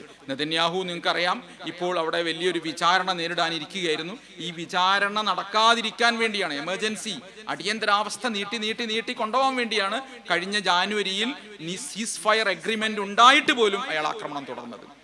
അതുകൊണ്ട് അദ്ദേഹത്തിന് ഇപ്പോഴും ഈ ആക്രമണം നിർത്താൻ താല്പര്യമില്ലായിരുന്നു. ഈ ലോകത്തിന്റെ മുഴുവൻ വികാരം മാറിയപ്പോൾ മാത്രമാണ്. അപ്പൊ നിങ്ങളുടെ ചോദ്യം ഇതായിരുന്നു, അവിടുത്തെ മുസ്ലിങ്ങൾ ഇതിൽ എന്ത് നിലപാടെടുക്കുന്നു? തീർച്ചയായും അവർ നിലപാടെടുക്കുന്നുണ്ട്. അവർ സ്വന്തമായല്ല നിലപാടെടുക്കുന്നത്, അവിടുത്തെ മറ്റ് സയനിസ്റ്റ് വിരുദ്ധരുമായി ചേർന്നുകൊണ്ടാണ് ആ നിലപാടെടുത്ത് അവർ പോകുന്നത്. അവർ തന്നെയും ഒരു 2ാം കിട പൗരന്മാരായ നിലയിലാണ് ഇപ്പോഴവിടെ ഉള്ളത്. ഓക്കെ, അതുകൊണ്ടാണ് അതിനെന്ത് വിളിക്കുന്നത്, ഇസ്രായേലിന് എന്ത് വിളിക്കുന്നത്? ആ വാക്ക് പറഞ്ഞാട്ടെ, അപ്പാർത്തീഡ് രാജ്യം എന്ന് വിളിക്കുന്നത്, വംശവെറിയുള്ള രാജ്യം എന്ന് വിളിക്കുന്നത്. Okay, rogue country, apartheid country എന്നൊക്കെയാണ് നമ്മൾ ഇസ്രായേലിനെ മനുഷ്യസ്നേഹികൾ വിളിച്ചുകൊണ്ടിരിക്കുന്നത്. ഓക്കെ, ലാസ്റ്റ് ക്വസ്റ്റ്യൻ കൂടെ. അതുപോലെ ഏകദേശം 1 കോടി പോലും വരാത്തൊരു ജനതയാണ് ഈ ജൂതന്മാരെന്ന് പറയുന്നത്. അപ്പം 800 കോടി ജനങ്ങൾ അധിവസിക്കുന്ന ഈ ലോകത്ത് 1 കോടി പോലും എത്താത്ത ഈ ജൂതന്മാരെ പേടിച്ച് ലോകത്ത് ജനങ്ങൾ ജീവിക്കുകയാണ്. കൂടാതെ കഴിഞ്ഞ ദിവസം ഒരു 2 സ്റ്റേജ് പോളിസി UN പ്രമേയമായിട്ട് അവതരിപ്പിച്ചപ്പോൾ 10 രാഷ്ട്രങ്ങൾ അതിനെ എതിർക്കുന്നുണ്ട്. അതിൽ പ്രധാനപ്പെട്ട ഒരു രാഷ്ട്രം അർജന്റീനയാണ്. അപ്പോൾ അർജന്റീനയുടെ പ്രസിഡന്റായിട്ടുള്ള ജാവിയർ മില്ല പോലും ഒരു ജൂയിഷ് മതത്തോട് ഞാൻ അനുകമ്പ പുലർത്തുന്നു, ഞാൻ ജൂയിഷ് മതം സ്വീകരിക്കാൻ ആഗ്രഹിക്കുന്നു പോലും ഒരു പറയുന്ന സന്ദർഭം ഉണ്ടായിട്ടുണ്ട്. കൂടാതെ ഇസ്രായേലിൻ്റെ പ്രധാന ഒരു ദിനത്തിൻ്റെ ആചരണത്തിൽ പ്രധാന അതിഥിയായിട്ട് വന്നിട്ടുള്ളത് ഈ ജാവിയർ മില്ലയാണ്. അപ്പം അങ്ങനെ അത്തരത്തിൽ നമ്മൾ നോക്കുമ്പോൾ ഈ ഒരു ജൂയിസ് മതത്തിന്റെ വ്യാപനം ലോകത്ത് ഉണ്ടായിക്കൊണ്ടിരിക്കുന്നുണ്ടോ? അതല്ല, അത് ഞാൻ ഈ പറഞ്ഞതുപോലെ ചരിത്രത്തെ അവർ ദുർവ്യാഖ്യാനം ചെയ്യുകയും ചില മിഥ്യാധാരണകളിൽ പെട്ടുപോവുകയും ചെയ്യുന്നു. 2, ഈ പ്രദേശത്ത് ഒരു അറബികൾക്കിടയിൽ എല്ലാ കാലത്തെയും പ്രശ്നമായി ഇസ്രായേൽ നിലനിൽക്കണം എന്ന് അവരാഗ്രഹിക്കുന്നു. ഇങ്ങനെയുള്ള പക്ഷപാതപരമായ നിലപാടുകൾ ഉള്ളതുകൊണ്ടാണ് ലോകത്ത് അവർക്ക് അനുകൂലമായി നിൽക്കുന്നത്. പിന്നെ വേണമെങ്കിൽ നമുക്ക് പറയാം, ജൂയിഷ് പീപ്പിൾ അവർ വളരെ തന്ത്രശാലികളാണ്. ഒരു പോസിറ്റീവായി എടുക്കരുത്, തന്ത്രശാലികളാണ്. എല്ലാ സ്ഥലത്തെയും ഭരണകൂടങ്ങളുമായിട്ടും ഉന്നത നേതൃത്വവുമായിട്ടൊക്കെ അവർ ബന്ധം സൂക്ഷിക്കുന്നു, രഹസ്യങ്ങൾ സൂക്ഷിക്കുന്നു. എന്താ പറയുക, യുദ്ധതന്ത്രങ്ങൾക്കകത്തും ഈ പൊളിറ്റിക്കലായ തന്ത്രങ്ങൾക്കകത്തുമൊക്കെ അവർക്ക് വലിയ സ്വാധീനം ഉണ്ടാക്കാൻ സാധിക്കുന്നു. ആ ജനതയെ പേടിച്ചു കഴിയുന്നു എന്നതൊന്നും ശരിയാവുമെന്ന് എനിക്ക് തോന്നുന്നില്ല. മറിച്ച് ഐഡിയോളജിക്കലി ഇവരൊക്കെ തീവ്ര വലതുപക്ഷ സമീപനം പുലർത്തുന്നവരാണ്. ഇപ്പോൾ ഇസ്രായേലിനെ പിന്തുണക്കുന്നവരൊക്കെ നിങ്ങൾക്ക് നോക്കാം. ഡൊണാൾഡ് ട്രംപിന് നോക്കാം, ഫ്രാൻസിലെ മാരിനെ ലീപെന്നിനെ നോക്കാം, ശ്രീലങ്കയിലെ മഹിന്ദ രജപക്സ വിഭാഗത്തെ നോക്കാം, എവിടെയാണ് മ്യാൻമറിലെ ബുദ്ധ ഭിക്ഷുക്കളുടെ സംഘടന അഷിൻ വിരാതുവിനെ നോക്കാം. ലോകത്തുള്ള തീവ്ര വലതുപക്ഷ നിലപാട് പുലർത്തുന്നവരെല്ലാവരും ഇത്തരം സംഗതികളെ സമീപനം പുലർത്തുന്നു. ഇന്ത്യയിലെ സംഘപരിവാറും അതേ സമീപനം പുലർത്തുന്നു. ഭയങ്കര സാമ്യം കണ്ടില്ല നിങ്ങൾ? ഇന്ത്യയിലെ സംഘപരിവാറും അതേ നിലപാട് പുലർത്തുന്നു. കാരണം അവർ പറഞ്ഞുകൊണ്ടിരിക്കുന്നത് മുസ്ലിങ്ങൾക്ക് വേറെയും ഉടനീളം രാജ്യങ്ങളില്ലേ, ജൂതന്മാർക്ക് വേറെ രാജ്യമില്ലല്ലോ എന്നാണ്. വല്ലാത്തൊരു ന്യായമാണത്. ഒരു സമൂഹത്തിന് അതത് നാട്ടിൽ ജീവിക്കുന്ന ഒരു സമൂഹത്തിനോട് നിങ്ങൾ പറയുകയാണ്, നിങ്ങൾക്ക് അവിടെ കണ്ടല്ലോ, നിങ്ങൾക്ക് അങ്ങോട്ട് പോയിക്കൂടെ എന്ന് ചോദിക്കുന്നത് ഇന്ത്യയിലെ മുസ്ലിങ്ങളോട് ചോദിക്കുന്നത് പോലത്തെ ഒരു ചോദ്യമാണത്. അതുകൊണ്ട് ഈ ആശയധാരയുള്ള ആട്ടിയൊടിക്കലിൻ്റെയും കൊലപാതകത്തിൻ്റെയും ബലാത്കാരമായി രാജ്യങ്ങൾ പിടിച്ചടക്കുന്നതിൻ്റെയും ആശയധാരയുള്ളവരാണ് ഇതിന് ന്യായീകരിക്കുന്നത്. അത് ജൂയിഷ് കമ്മ്യൂണിറ്റിയെ പേടിച്ചിട്ടാണ് എന്ന് നമുക്ക് പറയാൻ പറ്റില്ല. എനിക്ക് തോന്നുന്നു ഒരു ജനതയ്ക്കെതിരായ ശാപ പ്രാർത്ഥന നടത്തുന്നതിനോട് വ്യക്തിപരമായി ഞാൻ എതിരാണ്. ഉസ്താദുമാർക്കൊക്കെ ഇഷ്ടംപോലെ തെളിവുകൾ ജൂയിഷ് പീപ്പിളിനെ എങ്ങനെ സമീപിക്കണം എന്നതിനുണ്ടാവാം, തീർച്ചയായിട്ടും ശരിയായിരിക്കാം. പക്ഷെ ഒരു ജനതയെ അതിനകത്ത് പറയണത് എനിക്ക് വ്യക്തിപരമായി വിയോജിപ്പുണ്ട്. ജനതയല്ല, ആ ഐഡിയോളജിനെയാണ് പിന്തുണക്കുന്നത്.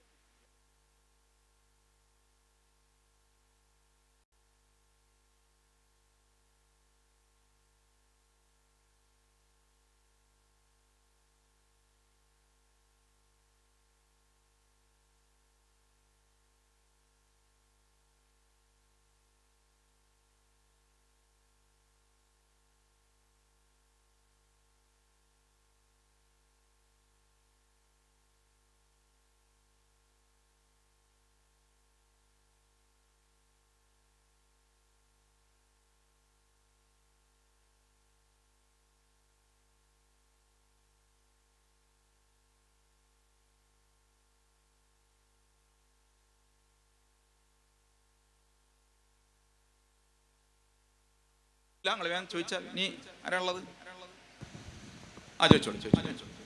നമ്മൾ മാധ്യമങ്ങളിലൂടെയൊക്കെ ധാരാളമൊക്കെ കേൾക്കുന്നതാണ് ബോയ്ക്കോട്ട് ഇസ്രായേൽ പ്രൊഡക്ട്സ് എന്ന് പറയുന്നത്. അങ്ങനെയുള്ള ബഹിഷ്കരണ ആഹ്വാനങ്ങൾക്ക് എന്തെങ്കിലും കഥയുണ്ടോ, അല്ലെങ്കിൽ എന്തെങ്കിലും ഫലമുണ്ടോ? BDS എന്ന് പറയുന്ന ഒരു പ്രസ്ഥാനം വലിയ തോതിൽ ഇസ്രായേലിനെതിരെ നിലനിൽക്കുന്നുണ്ട്. അതിന് ബോയ്ക്കോട്ട് ഡിവെസ്റ്റ് സാങ്ഷൻ എന്നാണ് അതിൻ്റെ പേര്. Boycott divest sanction. ബോയ്ക്കോട്ട് ചെയ്യാന്ന നിങ്ങൾ പറഞ്ഞ ബഹിഷ്കരണം തന്നെ. ഡിവെസ്റ്റ് ചെയ്യുക എന്ന് പറഞ്ഞാൽ ഇസ്രായേലിൽ മുതൽ മുടക്കുകയോ ഇസ്രായേലുമായി സംരംഭങ്ങൾ നടത്തുകയോ ചെയ്യുന്നവരെ പോയി കണ്ട് അവരെ പ്രേരിപ്പിക്കുക, നിങ്ങൾ അവിടെ പണം മുടക്കരുത്. അങ്ങനെ കുറേയാണ് ഇപ്പം മുടക്കുന്നുണ്ട്. മൈക്രോസോഫ്റ്റ് പോയി അടുത്ത ദിവസം പറഞ്ഞു അവിടെയുള്ള ഈ നിരീക്ഷണ സംവിധാനം, സർവൈലൻസ് സിസ്റ്റം, അവിടുത്തെ കുഞ്ഞുങ്ങളെ കൊല്ലുന്നതിന് വേണ്ടിയുള്ള വഴി ഉണ്ടാക്കി കൊടുക്കുന്നു. അതുകൊണ്ട് ഞങ്ങൾ ഇനി ആ സോഫ്റ്റ്വെയർ തരുന്നില്ല എന്ന് പറഞ്ഞിട്ടുണ്ട്. സാങ്ഷൻ എന്താ പറയുക, എന്താ വെച്ചാൽ ഉപരോധം പോലെ ഏർപ്പെടുത്തുക. ഉദാഹരണത്തിന് അതിലേറ്റവും ആദ്യം ആ സാങ്ഷനിൽ പങ്കെടുത്ത ആളെ പേര് നിങ്ങൾക്ക് എല്ലാവർക്കും അറിയാവുന്ന ആൽബർട്ട് ഐൻസ്റ്റീൻ ആണ്. ആൽബർട്ട് ഐൻസ്റ്റീനോട് ഇസ്രായേലിന്റെ ഭരണസാരഥ്യം വഹിക്കാൻ ആവശ്യപ്പെട്ടു. അദ്ദേഹം പറഞ്ഞു ഞാൻ തയ്യാറല്ല എന്ന് പറഞ്ഞു. ഇനിയൊരാളുടെ പേര് ഞാൻ പറയാം, അയാളുടെ പേര് നിങ്ങൾക്ക് എല്ലാവർക്കും അറിയാവുന്നതാണ്. ആരാണ്? ഹോക്കിൻസ് ഒരു ഘട്ടത്തിൽ പറഞ്ഞു അവിടുത്തെ ഒരു സമ്മേളനത്തിൽ ഞാൻ പങ്കെടുക്കില്ല എന്ന് പറഞ്ഞു. അവർ ഭയങ്കരമായിട്ട് അതിനെ ജൂതന്മാർ, അവിടുത്തെ സയനിസ്റ്റുകൾ ഭയങ്കരമായി കോപിച്ചൊരു സാധനമാണ്. ഇഷ്ടം പോലെ കലാകാരന്മാർ വരുന്നുണ്ട്. സ്പെയിൻ കഴിഞ്ഞ ദിവസം പറഞ്ഞു അല്ലേ, ഫുട്ബോൾ ടീം പറഞ്ഞത് അതൊക്കെ ശക്തമായ പ്രതിരോധമാണ്. എന്താ പറഞ്ഞത്? ഇസ്രായേലിന് ലോകകപ്പിൽ ക്വാളിഫൈ ചെയ്യുകയാണെങ്കിൽ ഞങ്ങൾ കളിക്കില്ല. അതാണ് സാധനം. ഈ വസ്തുക്കളുടെ ബഹിഷ്കരണത്തെക്കാൾ ശക്തമാണത്. UN പൊതുസഭയിൽ ഇദ്ദേഹം പ്രസംഗിക്കാൻ എഴുന്നേറ്റപ്പോൾ എല്ലാവരും എണീറ്റ് പോയി. നോക്കൂ, ഞാൻ സംസാരിക്കുമ്പോൾ നിങ്ങൾ മുഴുവൻ എഴുന്നേറ്റ് പോകുന്നു എന്നതിനേക്കാൾ വലിയ സന്ദേശം എനിക്ക് എന്താണുള്ളത്? ശക്തമായ സന്ദേശമാണത്. ഈ ലോകത്തിന്റെ വിസമ്മതമാണത്. എത്ര വലിയ മാനക്കേടാണത്. UN പൊതുസഭയ്ക്കകത്ത് കൂവലുയർന്നു. ലിറ്ററലി നമ്മളത് കേൾക്കുകയാണ്, കൂവലുയരുകയാണ്. ഇതൊരു ലോകത്തിന്റെ വിസമ്മതമാണ്. ഇത് തിരിച്ചറിയേണ്ടതാണ്. ഇനി വസ്തുക്കളുടെ ബഹിഷ്കരണം സാധ്യമാകുമോ, അത് നടത്തേണ്ടതാണോ, അതൊരു വ്യക്തിപരമായ ഒരു അതിൽ തീരുമാനം എടുക്കേണ്ടതാണ്. പരസ്പരാശ്രിത ലോകത്ത് അത് തന്നെയാണോ അത് ഇഫക്റ്റീവാണ്. ഉറപ്പായിട്ടും ഓഫ് കോഴ്സ് അത് എഫക്റ്റീവാണ്, സംശയമൊന്നുമില്ല. പക്ഷെ അത് നമുക്ക് ചെയ്യാൻ ഒക്കുമോ, അതാണോ ചെയ്യേണ്ടത് എന്നത് മറ്റൊരു ചോദ്യമാണ്. ഇനി മുസ്തഫ സാറ് ബഹിഷ്കരണത്തെ തള്ളി പറഞ്ഞെന്ന് പറയരുതേ ദയവായിട്ട്. വേറെന്താ? കഴിഞ്ഞ ദിവസം UN ഈ ഒരു പ്രശ്നത്തിന് പരിഹാരം ദ്വിരാഷ്ട്ര പരിഹാരമാണെന്ന് പറയുകയുണ്ടായി.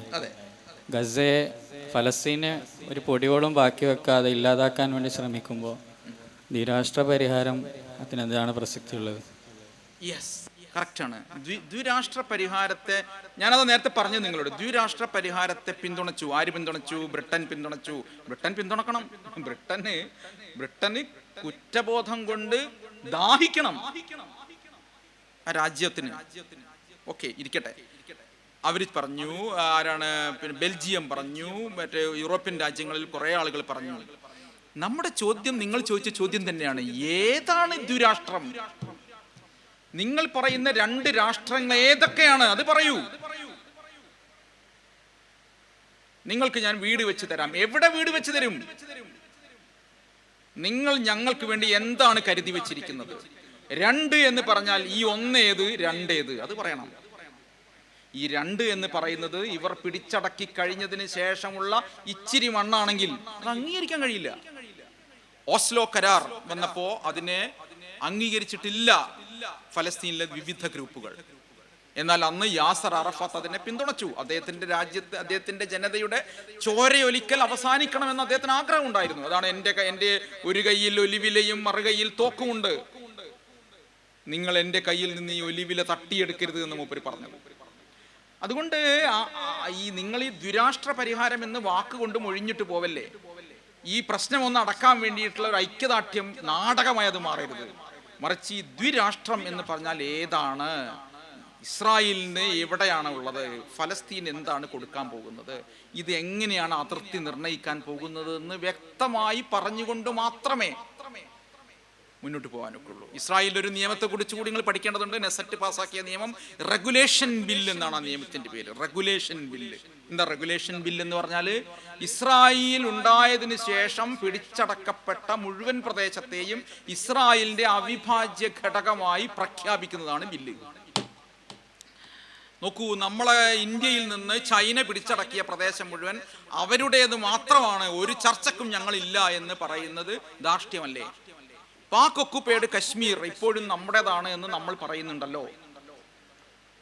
പാകിസ്ഥാൻ്റെതാണ് പാകിസ്ഥാനും പറഞ്ഞുകൊണ്ടിരിക്കുന്നുണ്ടല്ലോ.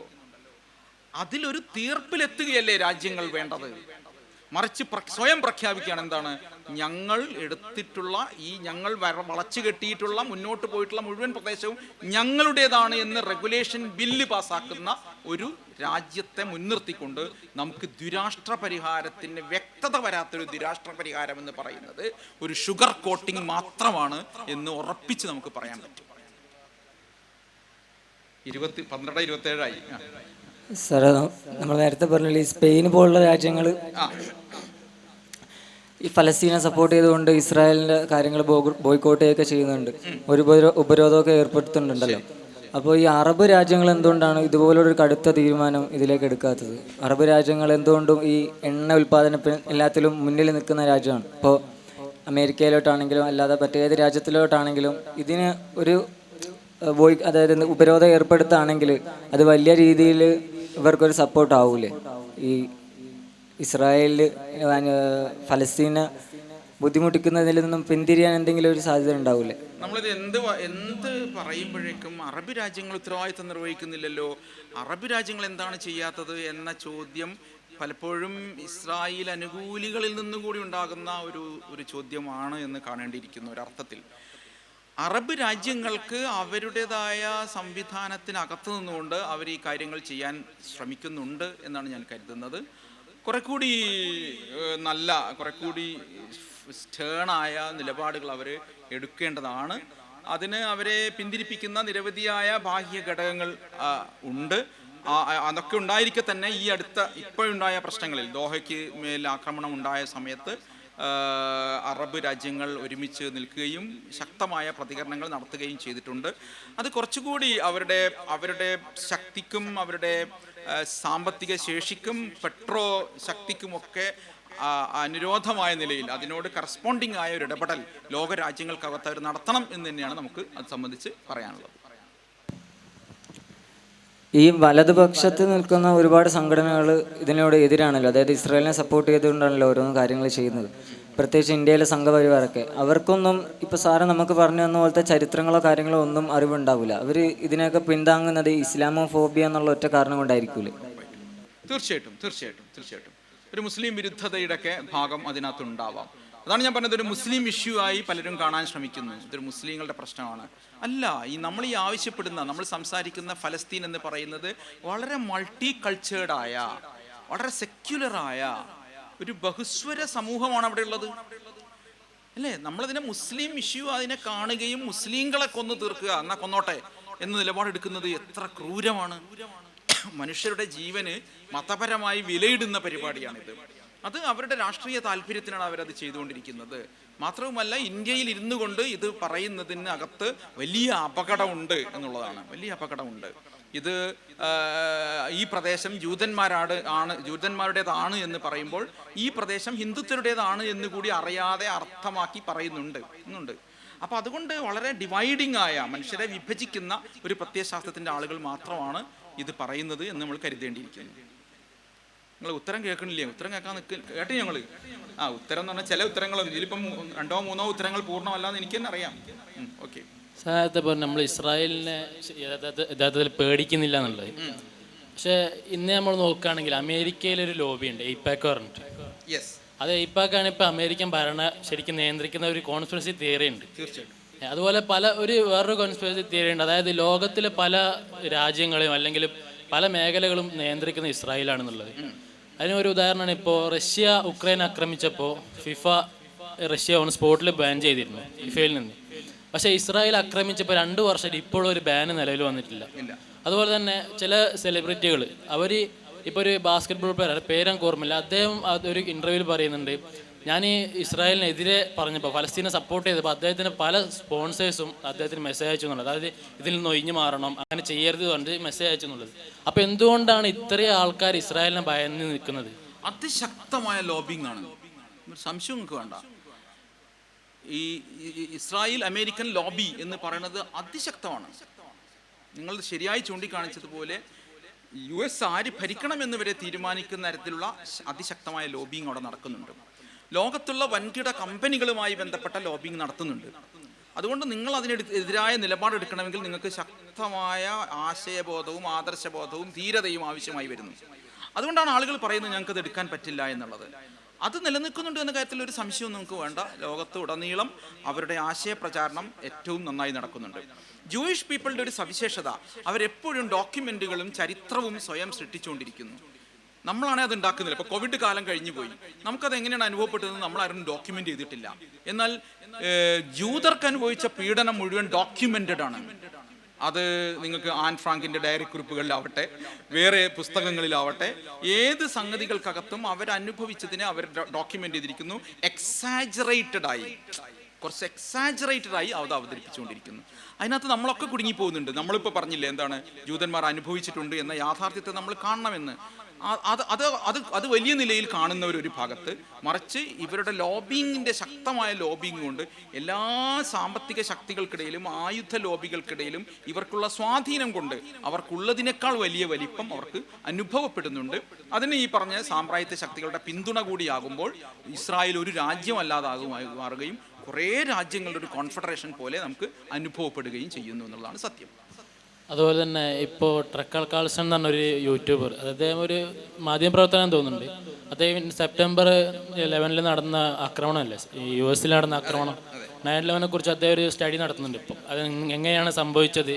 അപ്പോൾ അത് കാണുമ്പോൾ അതുപോലെ തന്നെ വേറെ ചില കാര്യങ്ങൾ കേൾക്കുമ്പോൾ നമുക്ക് തോന്നുന്നത് മിഡിൽ ഈസ്റ്റിലുള്ള ഏകദേശം ഭീകര ടീമിനെയും നിയന്ത്രിക്കുന്നത് ഇസ്രായേലാണ് നമുക്ക് തോന്നുന്നത്. ഐസിസിനെ കുറിച്ച് അങ്ങനെ ആക്ഷേപമുണ്ട്. അതുപോലെ താലിബാൻ പോലുള്ളത്. ഇപ്പം ഈ ഇന്റർവ്യൂവിൽ ഇവർ പറയുന്നുണ്ട്, ഈ 2 ബിൽഡിങ്ങുകൾ തകർന്ന സമയത്ത് കുറച്ച് ജൂതന്മാർ ഒരു സൈഡിൽ നിന്ന് വീഡിയോ എടുത്തിട്ട് തുള്ളി കളിക്കുന്ന ഒരു പോലീസ് അറസ്റ്റ് ചെയ്ത് അവർ ഒഴിവാക്കിയിട്ടെന്നൊക്കെ പറയുന്നുണ്ട്. അപ്പം ഇതിനെന്താ ഇത്രയും തെളിഞ്ഞു നിൽക്കുന്നതിൻ്റെ ഏറ്റവും എന്താ മറ്റു രാജ്യങ്ങൾ എന്താ ഇതിന് പ്രതികരിക്കാതെ? ഹോളോകോസ്റ്റ് സ്റ്റഡി സെന്റർ പോലത്തെ പിന്നെ ഗവേഷക സംഘങ്ങൾ തന്നെ അവർക്കുണ്ട് ഇത്തരം കാര്യങ്ങൾ പഠിക്കുന്നതിനും, പിന്നെ പ്രൊപ്പഗാൻഡ മെഷീനുകൾ പ്രവർത്തിക്കുന്നതിനുള്ള സംവിധാനങ്ങളുണ്ട്. ലോകരാജ്യങ്ങൾക്കകത്ത് ഇപ്പോഴെടുത്തുള്ള പോലത്തെ നിലപാടുകൾ എടുത്തു പോവുകയാണെങ്കിൽ അതിനെ കൗണ്ടർ ചെയ്യാൻ പറ്റും എന്നുള്ളതാണ്. തീർച്ചയായിട്ടും ഇത്തരം തീവ്രവാദ സംഘടനകളുടെയൊക്കെ ഒറിജിൻ എവിടെയാണ് എന്നതിനെക്കുറിച്ച് വലിയ പഠനങ്ങൾ നടക്കേണ്ടിയിരിക്കുന്നു എന്നാണ് എനിക്കതിൽ പറയാനുള്ളത്. ഉറപ്പായിട്ടും പറയേണ്ടിയിരിക്കുന്നു. That's all dear friends. നിങ്ങൾ വളരെ സജീവമായ, നിങ്ങൾ ചോദിക്കാത്ത ഒരു ചോദ്യം ഞാൻ തന്നെ അങ്ങോട്ട് ചോദിച്ച് ഞാൻ തന്നെ ഉത്തരം പറയാം. അതിതാണ്, ഇപ്പോൾ അന്തരീക്ഷത്തിൽ നടക്കുന്ന ഒരു ചോദ്യമാണ്, നിങ്ങൾ എന്താണ് നൈജീരിയയിലത്തെ കുട്ടികൾ മരിക്കുന്നില്ലേ, യുക്രൈനിൽ മരിക്കുന്നില്ലേ, അവിടെ മരിക്കുന്നില്ലേ, ഇവിടെ മരിക്കുന്നില്ലേ, ആ കുഞ്ഞുങ്ങളൊന്നും നിങ്ങൾക്കൊരു പ്രശ്നമല്ലേ, എന്താണ് ഇത് മാത്രം പ്രശ്നമാകുന്നത്, നിങ്ങൾ സെലക്റ്റീവായ മനുഷ്യ സ്നേഹികളാകുന്നത് എന്തുകൊണ്ടാണ്? ഉത്തരം വളരെ വ്യക്തമാണ്, ഞങ്ങൾ സെലക്റ്റീവാണ്. കാരണം അവിടെ ഒന്നും നടക്കുന്നതിനുമായി സമാനതകൾ ഉള്ളതല്ല ഇവിടെ നടക്കുന്നത്. സമാനതകളില്ലാത്ത ക്രൂരത തന്നെയാണ് നടക്കുന്നത്. അതുകൊണ്ട് അവിടേക്ക് കൂടുതൽ മനുഷ്യ സ്നേഹികളുടെ ശ്രദ്ധ പതിയും, അതിലൊരു സംശയവുമില്ല. യുക്രൈനിൽ നടക്കുന്ന യുദ്ധമാണ്, ജനോസൈഡ് അല്ല. കാരണം എന്താണ്? യുക്രൈൻ ഒരു പരമാധികാര രാജ്യമാണ്, അതിനൊരു സൈന്യമുണ്ട്, അതിന് മറ്റ് നാറ്റോ രാജ്യങ്ങളുടെ പിന്തുണയുണ്ട്. റഷ്യ ഒരു സൈനിക രാജ്യമാണ്, അതിനൊരു സൈനിക ശക്തിയാണ്. ഈ 2 ശക്തികൾ തമ്മിലുള്ള പോരാട്ടമാണ് അവിടെ നടക്കുന്നത്. നിൽക്കട്ടെ, ആഫ്രിക്കൻ രാജ്യങ്ങളിൽ നടക്കുന്നത് ആഭ്യന്തര പ്രശ്നമാണ് കൂടുതലായിട്ട് നടക്കുന്നത്. അവിടുത്തെ മനുഷ്യക്കുരുതിയെ നമ്മൾ എതിർത്തിട്ടുണ്ട്. ആഫ്രിക്കയിലെ ജനോസൈഡിക്കലായ റുവാണ്ടയിലെ സംഭവങ്ങളെ നമ്മൾ എതിർത്തിട്ടുണ്ട്. ലോകത്തുള്ള മനുഷ്യ സ്നേഹികൾ മുഴുവൻ എതിർത്തിട്ടുണ്ട്. പക്ഷെ ഇവിടെ നടക്കുന്നത് ഇത് ഒരു ജനതയെ ഉന്മൂലനം ചെയ്യാനുള്ള ബോധപൂർവമായ പദ്ധതിയാണ് നടക്കുന്നത് എന്നതുകൊണ്ട് തന്നെയാണ് അതിനെ ജനോസൈഡ് എന്നുള്ള വാക്ക് എല്ലാത്തിനെ കുറിച്ചും പ്രയോഗിക്കാൻ പറ്റില്ല. വംശഹത്യ എന്ന് വിശദമായൊരു 1 മണിക്കൂർ പറയേണ്ടതാണ്. എന്താണ് വംശഹത്യ? വംശഹത്യക്ക് ചില ഘടകങ്ങളുണ്ട്, അല്ലേ? കുഞ്ഞുങ്ങളെ ലക്ഷ്യമിടുന്നു എന്നുള്ളത് ജനോസൈഡിന്റെ ഏറ്റവും പ്രധാനപ്പെട്ട സംഗതിയാണ്. ജീവിക്കാൻ പോകുന്ന ആളുകളെ, ജനിക്കാൻ പോകുന്ന ജനനം പോലും തടയുക എന്ന് പറയുന്നത് പ്രധാനപ്പെട്ട കാര്യമാണ്. പട്ടിണിയെ ഒരു യുദ്ധതന്ത്രമാക്കി മാറ്റുക, അത് മറ്റെവിടെയുണ്ട്? പട്ടിണിയെ യുദ്ധതന്ത്രമാക്കി മാറ്റുക, ഇത് നടന്നുകൊണ്ടിരിക്കുന്നു. ഇതുകൊണ്ട് ഇതൊരു ജനോസൈഡാണ്. ഈ ജനോസൈഡിനോടുള്ള മനുഷ്യന്റെ പ്രതികരണം ഏതൊരാൾക്കും, ഹൃദയമുള്ള ഏതൊരാൾക്കും അത് അനുഭവപ്പെടും. ആ അനുഭവപ്പെടൽ തന്നെയാണ് ഇവിടെ നടക്കുന്നത്. അതിനർത്ഥം ലോകത്ത് നടക്കുന്ന മറ്റെല്ലാ ക്രൂരതകളും ശരിയും ഇത് മാത്രം തെറ്റുമാണ് എന്ന സംഗതിയല്ല. നിങ്ങളാണ് തെറ്റ്. നിങ്ങൾ എന്താണ് കാണുന്നത്? നിങ്ങൾ ഈ കൊടും ക്രൂരതയെ ന്യായീകരിക്കാൻ വേണ്ടി തൊട്ടപ്പുറത്തെ ക്രൂരതയെക്കുറിച്ച് സംസാരിക്കുകയാണ് ചെയ്യുന്നത് എന്നാണ് അതിൻ്റെ ഉത്തരം. മറ്റൊരു ചോദ്യം നിങ്ങൾ തന്നെ ചോദിക്കേണ്ട ഒരു ചോദ്യം, ഹമാസ് എന്താവും? ഹമാസ് എന്ന് പറയുന്നത് അവിടുത്തെ ഒരു പോരാട്ട സംഘടനയാണ്. അത് ചെയ്തത് ശരിയോ തെറ്റോ നമ്മൾ വേറെ പരിശോധിക്കേണ്ടതാണ്. ദീർഘകാലത്തെ ഈ പീഡനങ്ങളുടെ ഉള്ളിൽ നിന്നാണ് അത്ര ഒരു സംഘടന ഉണ്ടാവുന്നത്, അവരത് ചെയ്യുന്നത്. ഒക്ടോബർ 7 അങ്ങനെ ഒരു ആക്രമണം നടത്തേണ്ടിയിരുന്നോ എന്നത് മറ്റൊരു ക്വസ്റ്റ്യനാണ്. ഇനി ഇത് ഉണ്ടാവുമോ ഇല്ലാതാവുമോ എന്നുള്ള ക്വസ്റ്റ്യൻ ഉറപ്പായിട്ടും ഇതൊരു ആശയഗതിയാണ്. ഒരു ജനത നിരന്തരമായ പീഡനങ്ങളും വേദനകളും അനുഭവിക്കുമ്പോൾ അവിടെ നിന്ന് മറ്റൊരു പേരിലോ വേറെ രീതിയിലോ ഇത് ഉണ്ടായിക്കൊണ്ടിരിക്കും. ഇത് പറഞ്ഞത് ഞാനല്ല, ഡാനിയൽ ഹഗാരി എന്ന് പറയുന്ന ഇസ്രായേലിൻ്റെ തന്നെ സൈന്യത്തിൻ്റെ വക്താവാണ് പറഞ്ഞത്. ഇദ്ദേഹത്തോട് ഒരു ഒരു ഒരു ഒരു ഓർഡറിൽ പറയുന്നുണ്ട്, ഹമാസിനെ മുച്ചൂടും മുടിച്ചു മാത്രമേ നമ്മൾ ഈ ദൗത്യം അവസാനിപ്പിക്കൂ എന്ന് പറയുമ്പോൾ അദ്ദേഹം പറയുന്നുണ്ട്, ഇറ്റ് ഈസ് ഇമ്പോസിബിൾ, അത് നടക്കാത്ത കാര്യമാണ്. ഇറ്റ് ഈസ് എൻ ഐഡിയ, അതൊരാശയമാണ് എന്ന് പറയുന്നുണ്ട്. ഞാൻ ഒരിക്കലും ഈ തീവ്ര നിലപാടുകളെയോ ആക്രമണോത്സുകതയോ ന്യായീകരിക്കുകയല്ല. ആയുധമെടുത്ത് മാത്രമേ ഇതിന് പരിഹാരം കാണാവൂ എന്ന് പറയുന്ന ആളുമല്ല ഞാൻ. മറിച്ച് ഈ സംഭവം അവിടെ ഉണ്ടായിക്കൊണ്ടിരിക്കും. അവസാനം ഒറ്റ വരിയെ നമുക്ക് പറയാനുള്ളൂ, ജീവിക്കാൻ അനുവദിച്ചുകൊണ്ട് മാത്രമേ ജീവിക്കാനാകൂ. അതാണ്. എനിക്ക് ഈ ഇരിക്കുന്ന അദ്ദേഹവുമായി ശത്രുതയുണ്ടെങ്കിൽ ഞാൻ അദ്ദേഹത്തെ ജീവിക്കാൻ അനുവദിക്കില്ല എന്ന് തീരുമാനിച്ചു കഴിഞ്ഞാൽ സ്വസ്ഥമായി എനിക്കും ജീവിക്കാനാകില്ല. അതാണ്. അതുകൊണ്ട് ഫലസ്തീനിലാകെയുള്ള ഉത്തരം അതാണ്, അല്ലേ? ജീവിക്കാൻ നിങ്ങൾ അനുവദിക്കൂ, അപ്പം നിങ്ങൾക്കും ജീവിക്കാം. അതിനർത്ഥം നിങ്ങളെ ഞങ്ങൾ ആക്രമിച്ചു കളയും എന്നല്ല, മറിച്ച് ഈ അതിശക്തമായ പീഡനങ്ങളും ആട്ടിയോലിക്കലും പലായനങ്ങളും നടക്കുന്ന ഒരിടത്ത് നിന്ന് ഒരു തരത്തിലല്ലെങ്കിൽ മറ്റൊരു തരത്തിൽ ഇത് ഉണ്ടായിക്കൊണ്ടിരിക്കുമെന്ന് ഡാനിയൽ ഹഗാരിക്ക് കാണാൻ പറ്റുമെങ്കിൽ നമുക്ക് ആർക്കും കാണാവുന്ന കാര്യമാണത്. പക്ഷേ ഇതിൻ്റെ ഉത്തരം എന്ന് പറയുന്നത് സായുധമാണ് എന്ന് ഞാൻ വിശ്വസിക്കുന്നില്ല. അങ്ങനെ അത് മാത്രമാണ് പരിഹാരം അല്ല, ഇതിനൊരു നയതന്ത്രപരമായ പരിഹാരം ഉണ്ടാകേണ്ടിയിരിക്കുന്നു. അതുണ്ടാകാത്തിടത്തോളം കാലം ഇത്തരം പ്രതികരണങ്ങൾ ഇനിയും ഉണ്ടായിക്കൊണ്ടിരിക്കും എന്നാണ് എനിക്ക് തോന്നുന്നത്. That's all dear friends. സന്തോഷം. നമ്മൾ വളരെ ദീർഘമായി ഇതിനെക്കുറിച്ച് സംസാരിച്ചിട്ടുണ്ട്. നിങ്ങളെല്ലാവരും കൂടുതൽ വായിക്കാൻ ശ്രമിക്കുക. ഞങ്ങളുടെ പത്രത്തെയും ഞങ്ങളുടെയൊക്കെ നേതാക്കൾക്കൊക്കെ വേണ്ടി നിങ്ങൾ പ്രാർത്ഥിക്കണം. നമ്മുടെ പത്രത്തിൻ്റെ ഒരു ക്യാമ്പയിൻ ഇപ്പോൾ നടക്കുന്നുണ്ട്. നിങ്ങളുടെ നാടുകളിലൊക്കെ അതുമായി സഹകരിക്കാൻ നിങ്ങൾ ശ്രമിക്കുക. നമ്മളൊക്കെ കുറച്ചുകൂടി വ്യത്യസ്തമായും മറ്റ് പത്രങ്ങളിലില്ലാത്തമായ കാഴ്ചപ്പാടുകൾ നമ്മൾ മുന്നോട്ട് വെച്ചുകൊണ്ടിരിക്കുന്നു. ചെറിയ നിലയിലാണെങ്കിൽ നമ്മളൊരു വലിയ കോർപ്പറേറ്റ് പത്രമൊന്നുമല്ല, ലാഭകരമായി പ്രവർത്തിക്കുന്ന പത്രമൊന്നുമല്ല. എത്രയോ വെളുത്ത വസന്തിട്ട മനുഷ്യർ, സാത്വികരായ മനുഷ്യരുടെ സ്വപ്നവും പ്രാർത്ഥനയുമാണ് ഈ പത്രം. അത് ചെറിയ നിലയിൽ നിങ്ങളുടെയൊക്കെ സഹകരണത്തോടെയാണ് അത് നിലനിന്ന് പോകുന്നത്. അതുകൊണ്ട് വിദ്യാർത്ഥികൾ എന്ന നിലയിൽ നിങ്ങൾ ഈ പത്രത്തെ നിലനിർത്താൻ ശ്രമിക്കണം. എല്ലാ ഈ ഇൻ്റർനെറ്റിൻ്റെയൊക്കെ ഒരു കുത്തൊഴുക്കിലും സത്യം പറയുന്ന വാക്കുകൾ ഉച്ചരിക്കുന്ന സ്ഥാപനങ്ങളും ചെറു സംഗതികളും ഇവിടെ നിലനിൽക്കേണ്ടതുണ്ട്. പരസ്യ സമ്മർദ്ദത്തിന് കീഴൊതുങ്ങാത്ത, അല്ലേ, ശരിയായ വാക്ക് പറയുന്ന നിഷ്പക്ഷമായി നിൽക്കുന്ന പത്രങ്ങളും എഴുത്തുകളും ഇവിടെ ഉണ്ടാവേണ്ടതുണ്ട്. അതുകൊണ്ട് നമ്മുടെ പത്രത്തെ നിങ്ങൾ പിന്തുണക്കണം. ഞാൻ ഒരു വ്യക്തി എന്ന നിലയിൽ നിരവധിയായ മൗന ദുഃഖങ്ങളുള്ള ഒരാളാണ്. അതിൽ ചിലതൊക്കെ നമ്മുടെ ഉസ്താദുമാർക്കൊക്കെ എല്ലാവർക്കും അറിയാവുന്നതാണ്. അങ്ങനെ പല തരത്തിലുള്ള മൗന ദുഃഖങ്ങൾ എനിക്കുണ്ട്. അതുകൊണ്ട് നിങ്ങളെല്ലാവരും പ്രാർത്ഥിക്കണം എന്ന് മാത്രം ആവശ്യപ്പെട്ടുകൊണ്ട് നിർത്തട്ടെ. നമുക്ക് വീണ്ടും കാണാം. അഭിവാദ്യങ്ങൾ. അസ്സലാമു അലൈക്കും. അസ്സലാമു അലൈക്കും വറഹ്മത്തുള്ളാഹി. മാഷിന് 1:20 അടുത്ത വണ്ടിക്ക് തിരിച്ചു പോകാനുള്ളതുകൊണ്ടാണ് ഈ ഒരു സെഷൻ എത്രയും പെട്ടെന്ന് നിർത്തിയത്. മാഷിനെ നമുക്ക് കഴിഞ്ഞ 3 പ്രാവശ്യമായി സുഫാ മഹ്ഫിലിൻ്റെ വേദികളിൽ നാം സംസാരിക്കാൻ വേണ്ടി ക്ഷണിച്ചുകൊണ്ടിരിക്കുകയാണ്. അത്രത്തോളം സെഷനുകൾ എത്രത്തോളം സുവ്യക്തമാകുന്നതും കേട്ടിരിക്കാൻ വേണ്ടി വളരെയധികം സന്തോഷമുള്ളത് കൊണ്ടാണ് തുടർച്ചയായി നാം മാഷിനെ തന്നെ പലപ്പോഴായി അന്വേഷിക്കുന്നത്. ഫലസ്തീനിൻ്റെ സാഹചര്യങ്ങൾ ഓരോ നിമിഷങ്ങൾ കടന്നു പോകുമ്പോഴും പുതിയ പുതിയ ചോദ്യങ്ങൾ ഉണ്ടായിക്കൊണ്ടേയിരിക്കും. അതാണ് ഫലസ്തീൻ ഇസ്രായേൽ ജനോസൈഡിൻ്റെ സംഘർഷത്തിൻ്റെ നിർണായകത. അപ്പോൾ ഫലസ്തീൻ ചിരിച്ചുകൊണ്ട് ലോകം അവസാനിക്കട്ടെ എന്ന് പറഞ്ഞ് മാഷിന് നന്ദി അറിയിച്ചുകൊണ്ട് ഞാൻ നിർത്തുന്നു.